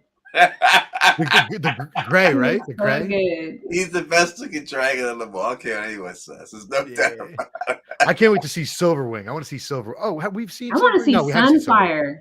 Ooh. Sunfire is supposed to be the most beautiful dragon that ever lived. We've seen Sunfire at the at the funeral, Sunfire was there But a like little bit. barely. Like Yeah, I I hear don't you. I don't feel like I got a good look at him. Like I want to see him. No, Sunfire Sea looks kind of Smoke just was like just the best. Cyrax. He was the best dragon. Because Sea Cyrax is Smoke was gold the baby too. Yoda of dragons. Baby Yoda. He's the Baby baby Yoda. Yoda. He's the baby Yoda of dragons, Sea Smoke. So the thing about Sea Smoke though is that so Laenor is gone. We know from stuff that happens without getting spoilers, but like dragons have a sense of their riders. Like that dragon would want to go after him. You know what I mean? Would probably want to fly after him. And so the only way for them to keep him at Dragonstone, if the bond was still there, they'd have to like he would have had to like chain him up or something like that. So yeah, I'm just assuming at this point that Laenor, just by making this choice to escape to have like a figurative death, that the bond is now broken. Because usually when the people move, the dragons just come. Yeah, Like they hop in boats and they go sailing, and their dragons are like, "Okay, we're sailing, let's go!" Like exactly. we're flying. Like they just come with them.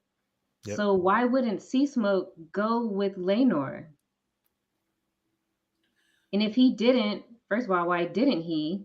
And then second of all, he can't take another rider until Laenor's dead.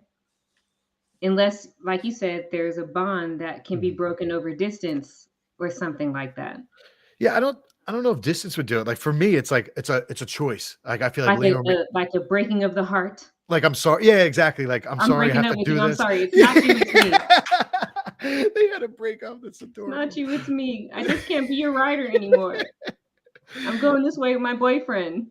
That's actually pretty sad because like they clearly, well, we don't really know about Sea Smoke, but like, Laenor clearly loves Sea Smoke. Like he loved riding him. Yeah, they That's were pretty awesome sad. together. Yeah. I would have stayed on. Dracarys! Cams is saying Maester Aemon was a Targaryen and offered the throne with went to the wall with Blood Raven so Egg could take the throne. I don't know if it's a question. That sounds like a statement. I think it's a regard. Like I was mentioning, Vagon was a Maester, and then they were like, "Yo, you mentioned Vagon, this like really annoying douche of a Targaryen. What about Maester Aemon?" I think that's what they were talking about. Mhm. Like I missed the most obvious example of a I Targaryen mean, he Maester. did, but he was a Maester at the time when he went up to the wall. Mhm. So I don't a Maester. When you're a Maester, you can't take the throne. I think they thought about it. They thought about putting. We only know of that from actually, it's in the Song of Ice and Fire too. All right, how did you like Alicent and Rhaenyra being closer in age than they were in the books? Ron Robinson's asking this. Did you like that better than the big age gap that they have in the books? I think it helped to show their closeness and the deceit that Rhaenyra felt when Alicent married her dad, because it was more like you're my best friend, like for real, you're marrying my dad, as opposed to like she's like 7 years older than her, and at that point it's not a big deal. She's just another woman. Yep, totally. Yeah, I think it definitely played better this way than them being separated at birth, not birth, separated at birth. The twins. It played better than them being separated in ages. It played better this way. Yeah, it raised the stakes. Yes. It definitely did. It definitely did. So when you come back, Christina, are you gonna go back to the same Christina Spinks channel? You started a new one. Yeah, same channel. I'm just gonna revive it. So you can look up Christina Spinks channel. That's what it's called, right? Mm-hmm. Christina the Christina Sphinx. Spinks. You can definitely look up her channel and everything else. She'll be gonna revise it and she'll be back and everything. Yes. We'll definitely have her on more things and everything else and all that stuff. All right, the beer's going. Beer's gone. That was fast. I mean, all right. Let's keep. I got like a half a beer left. Let's go. Why you lie? I don't want to keep people too late. It's 10:30. People got to work in the morning. Nemesis says, I just jumped up. Laenor's death should have been confirmed by But Corlys. we have questions for go ahead. We got specific Christina. We'll put it on. Laena's death should have been confirmed by Corlys, as he was also in the Stepstones, but that sort of assumes that Laenor went down to the Stepstones. We know that Laenor wanted to go to the Stepstones because he loved like going out and fighting and doing his thing. But I'm just assuming that he didn't go down the stepstones because he'd be recognized there by other soldiers and whatnot. I think he went over to Essos and he's just, he's living the good life with this dude. I don't know how good of his life can be, in all honesty, because they ain't got no money. Yeah, but they're No, they capable got a bunch dudes. of money. Damon Yeah. gave him a whole sack of gold. Got a little pouch, yeah. Yeah, but that's not enough to last.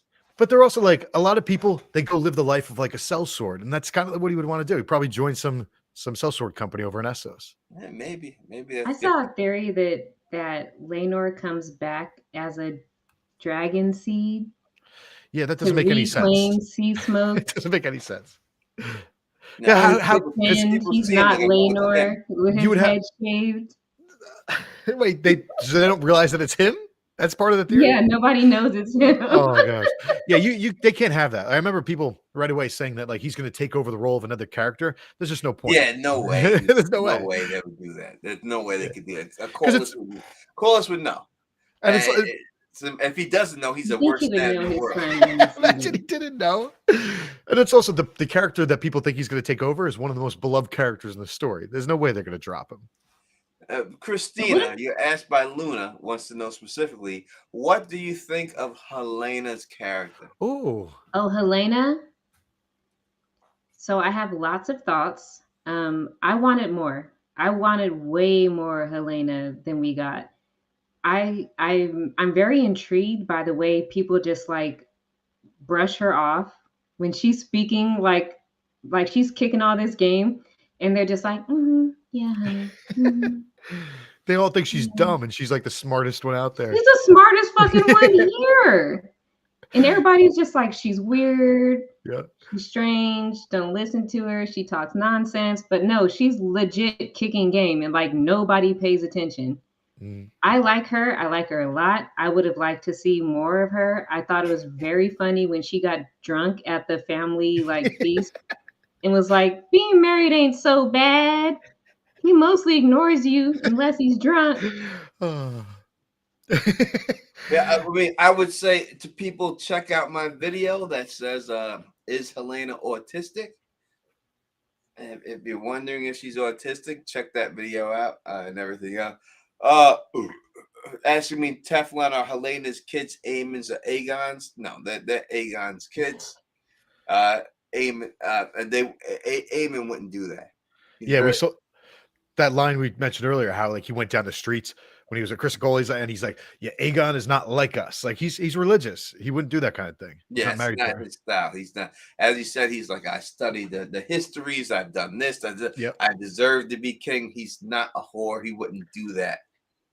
Yeah, he lives by the book. He said he would sleep with his sister, but before the family. If it was his duty, if it was his duty, he'd do it. Yeah. He's like, But I like that about him. He's all about family and duty. He was like, hey, if they said I had to marry her, I'd marry her and make this shit fucking work because it betters the family. It betters the bloodline. Like that's what we're here for, is to strengthen our line. And Aegon's like, well, one thing we like is long legs. Yeah, and it's correct, right? Aemon does seem to like older women. I think they pointed that out in the show when he was in the brothel. He was with the older women. I think that that'll play out later on too. That he does like older women. Huh. Everybody's older than him. He's just a kid. What is he now? How old is he right now? 17?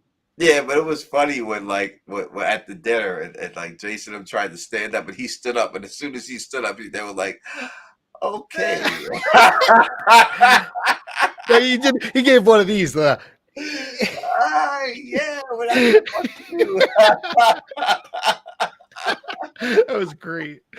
Oh. He's 19. Okay. That's we are. I'm not messing with y'all at all.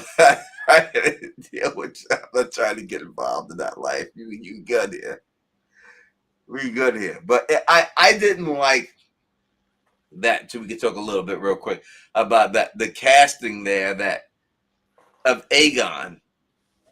That he was this super tall kid that turned to be super short when he got older. What happened here? Yeah, I like middle-aged Aegon.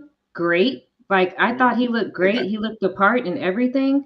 But then older Aegon, who the fuck is this dude? Like he doesn't look any. He Oh, looks like I don't even know how to describe it. He doesn't look like a prince. Hmm. He looks like some little he looks like a shitbag. I don't know. I don't know how to describe it. Maybe because his hair is short now. I don't know. Because it used to be long and luscious, and yeah. now it's just short and stubby. And I also hated that they cut Damon's hair too, because his hair was long and beautiful, Okay. and now they gave him the little shortcut. Oh, That's you're my right. So hair it complaint. started out really long, then it went pretty short, and now it's sort of in the middle, right? Is Now that it's in the middle. Yeah, Yeah. okay. I'm hoping it'll grow Yeah. over the dance. I guess they tried doing that, I guess, to show like timeline jumps. Like that was one of their ways is Damon's hair. Yeah, here's how I've changed Yeah. over the years. Look at my hair. I just want to give a shout out I know some people don't like the casting, like maybe he's too short. Aegon. When you said middle-aged Aegon, I was like, middle-aged. Oh, the middle. I Because meant there's the three. middle. I was like, middle-aged. You see middle-aged? The adult one, the older one, when he was crowned and stuff, like all those shots of him and his face during that whole scene, like and all the emotions he showed. Like, picture me if I'm up there and people like I've never acted, I've never tried. But I'm going to look like a freaking fool. It's just going to look ridiculous. I thought the actor did a great job with his facial expression. So I'm excited to see what he No, brings he to the did. table. Yeah. I have nothing against his acting or anything Yeah. like that. It's just the look. I really Yeah. like the look of the middle. I keep saying middle age. I don't know Middle how else age. to say it. Yeah. The teenage The younger, Aegon. the teenage Aegon. I liked his look, his overall vibe. Like he looked like a fucking dick. He did. He was always like that smile, that smirk, and then Yeah, he was then always turned to pushing like the strong boys around and just like being also epic. And also, Aegon is a pretty good fighter. If we're basing it on like his younger training days with Kristen Cole, like yeah, he did he did has well. some skills. I know Aemon worked really hard, and we see that when Aemon is now adult and we see him fighting Kristen Cole. But I Yeah. don't think Aegon is anything to scoff at either. Yeah. He might, we'll see. We know, but we'll see. Plus, he has a dragon. Well, real quick though, Plus when he he has a dragon. when he pushed, like, I think it was Luke or Jason. I think he pushed Luke, whatever one. When he pushed them, I thought that was actually kind of cute. I thought that was like I It was always like call a cousin thing. Yeah, Yeah, I like get over there, scrub. I like calling them cousins, but everyone gets mad at me when I say that in videos and stuff because like technically it's uncle and nephews or whatever. But yeah, they're like cousins the way They're they like all cousins, though. Yeah. Yeah. But I thought that They're was kind of same cute age. because he pushed him, and I think it was Luke or maybe it was Jace. There was because at that time it was sort of like the two strong boys and him versus Aemon. Like they were bullying Aemon at the time. Yeah. But like you said, yeah, he did. But then he got dark and he turned dark when he was fighting against Jace there. Or yeah, the young ones. Aegon? Yeah. Yeah, because fucking Kristen was pumping him up and like, don't let him get up. That's weird. Keep that attacking. Yeah, that was more kill. influence. That was Kristen's influence more than anything else. But it's weird, like I said, that little push seemed like those are his little like nephews, but his little cousins. He's pushing them; they're having a good time. Next thing you know, he's sparring, and he's just like he started like there was a darkness that came out of him. It seemed like a little much. I was like, wow, this dude's crazy. All right, so let's talk. This is the last thing we're going to talk. We're going on 3 hours now, and we have to get out of here. All right, so the change that they gave us from the book. We talked a little bit about that. Change. It's between Kristen Cole and the change and Breakbones. All right, so in the books it doesn't go down like this, right? In the books, Kristen Cole beats up Breakbones, and he gets the nicknames Broken Bones. All right, that's the way it happens in the books. In the show, they changed it and they had Breakbones beat up Kristen Cole. Do you like this change better than what we see in the books? I didn't even think about it. Fine. Yeah, I do. It works for the story to set up the whole strong boy dad situation and to expose Harwin like as their father. I feel like it was fine. Does it take away from the fighting skills that we're supposed to think that Kristen Cole has, that he's formidable? No, because I think that was his goal. I think he baited him to beat him up because he sort of outed Harwin there. Like Kristen didn't actually fight him. You know what I mean? Like, yeah, I think it wasn't a fight. It was just a beatdown. As soon as he got hit, he was on his back. He was Yeah. Yeah, it was no fighting. It was just he got Ramseyed. You know, and that's its way. I guess in terms of like the book, it sort of alludes to the fact that he's fighting. Like, why is he doing it? It's because he's jealous, right? We've got plenty of evidence and clues visually and verbally and whatnot that Christian Cole is jealous in the books or jealous in the show. So we didn't need that fighting scene to show that he was jealous in the show. What's going on here? OTDA, you're in the hospital? What the fuck? OTDA. Yeah, that's my What do you mean son you're in in the hospital? stars. He was Oh, he was shit. sick. Was he? Bro. He was down. Yeah, he was down and out for a little bit, but he's doing better. All Good. right. I'm glad to hear you're doing better. OTD, I didn't know anything about it. I'm sorry I didn't even know anything about it, but you know, I'm Yeah. glad you're doing much better, brother, you know, and everything else. Hope everything is working out. Look, let me go through a couple of things real quick. We did lose someone. John St. Baptiste did pass away from the Oh, community. So let me give wow. you know, condolences to his family, his friends, and anyone else who got a chance to meet him. I got a chance to meet him once. I know that Lauren from Lauren's Corner is going to do a video stream about him with AK. I don't know exactly when it's going to be, but you know, shout outs to his family, his loved ones, and everything else. Seemed like a very, you know, good guy and everything Yeah, else. he was for sure. You know, I think we met him the same time, right? You met him the same. I had never met him, but I've been on streams with him and I've been in chats with him streaming and just he's a Okay. cool dude. Yeah. He was at one of the cons though.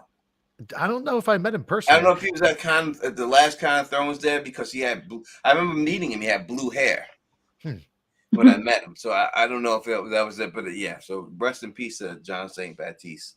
You know, someone from my fandom and our family that just recently passed away and everything else, and all that. I hope we, you know, wish him and all his fans. And if y'all want to talk, go to Lauren's Corner stream. Maybe I'll be over there in the chat or something like that when she's reminiscing, because I know she was really good friends with him and stuff.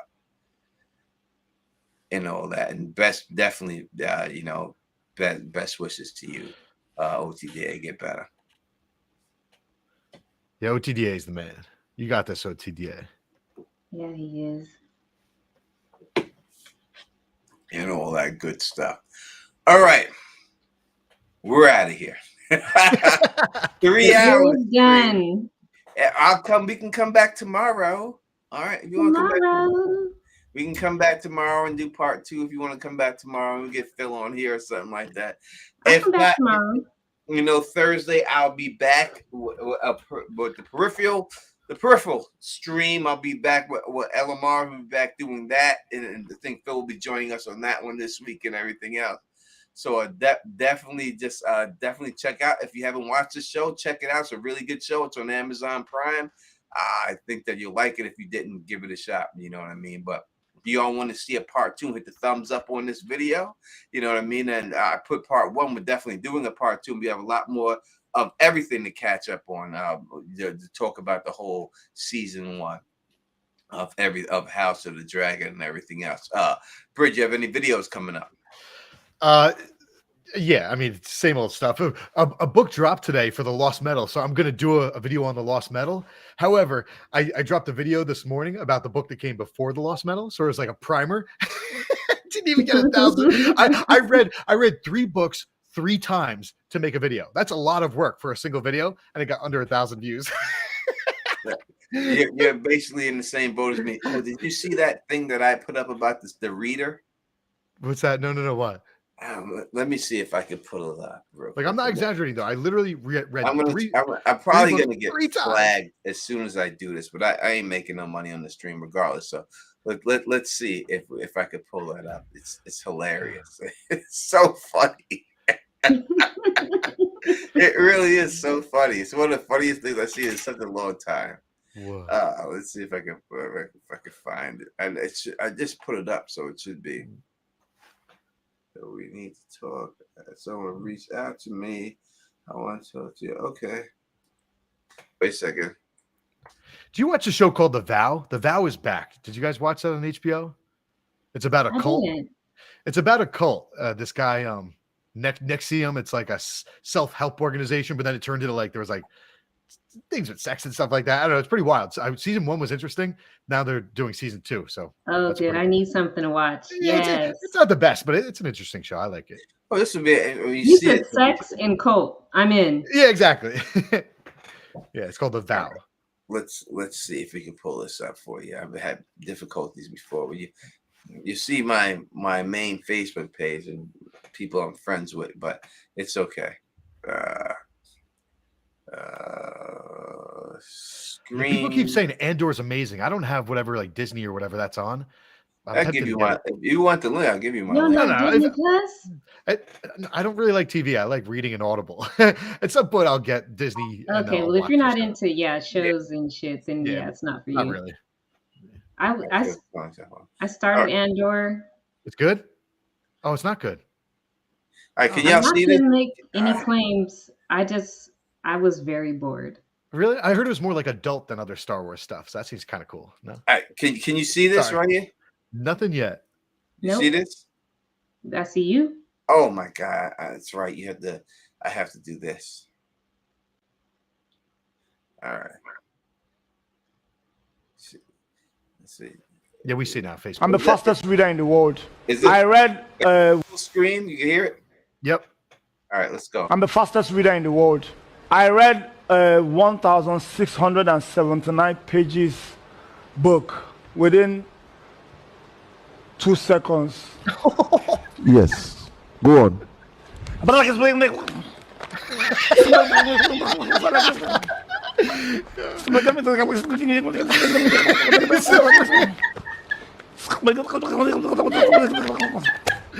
Oh Lord. What is it? What It just was happened? fast, so you didn't know. What just happened now? What did you learn from the book that you just read? Brother, You said what? the first one is pretty real. I will chew your meat. Are you crazy? Think I have to joke with you? I just read. I can read fast. Anybody can do what you just did. What? What kind of talent is this? Wait a second. So the dude trolled them, and the host got like pissed off and attacked him.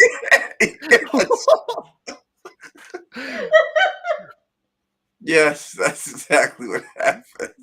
That's wild. I love him reading like.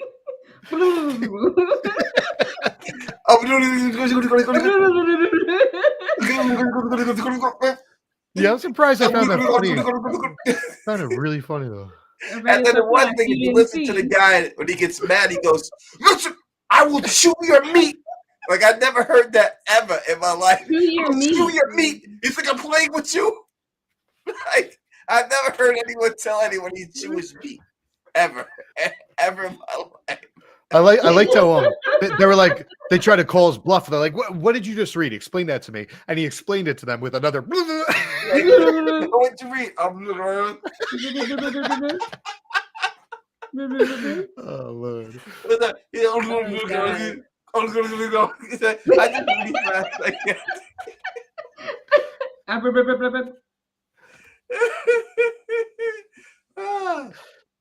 Oh, that's hilarious. I laugh so hard every time I say it. He really tried to pass that off as reading It's like, because it's going so fast that It's that's creative. all the syllables you can put together. everything is just nuts on it. Oh.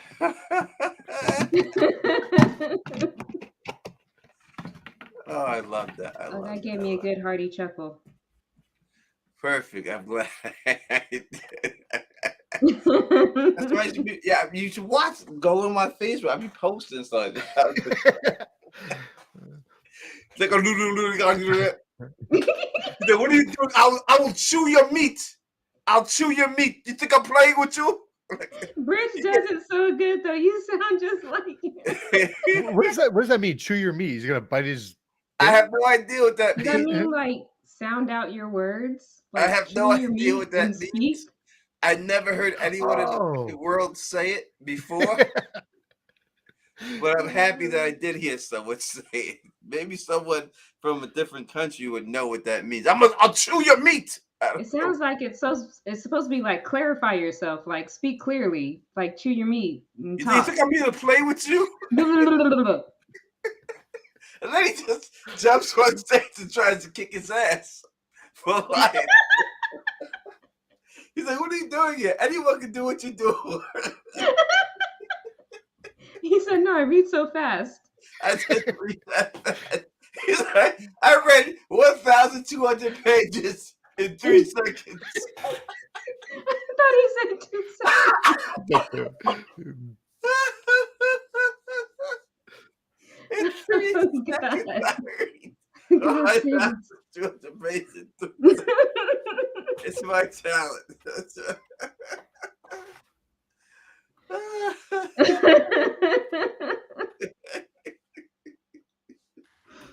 Somebody Oh, what should up get to that judge on Jackie? America's Got Talent. Oh, that's what's going on in these African countries. That's what's happening. All Oh, right. God. All right. Luna Cascade show recommendations on the Austria. Peripheral. The Peripheral. I would watch that. I would watch From on Epix. Peripheral is on Amazon. From is on Epix. There's supposed to be a show coming out on Netflix in 2 days. 19 something, like 1912 or something like that's supposed to be really good too. 1899. 1899 or something like that. That's supposed to be really good too. But those are shows I would recommend right off the bat and everything. Yellow Jackets, yes. Definitely Yellow Jackets is going to be good season 2. I will get into that and everything. And listen, the Tulsa King with Sly Stallone is really good. That's a really good show. It really is. It's a good show. And everything else. All right. We're out of here. Maybe we'll come back tomorrow. We'll do part 2. We'll see if we can bring everybody back and everything else and see if we get other people in here. Thank you everyone who rocked with us. Obviously, Christina Spinks, Bridge 4, usual suspects. You know how we do. Like the way we do is please thumbs up this, spread this across the realm, and as always, subscribe. And until next time, you know who it is. Peace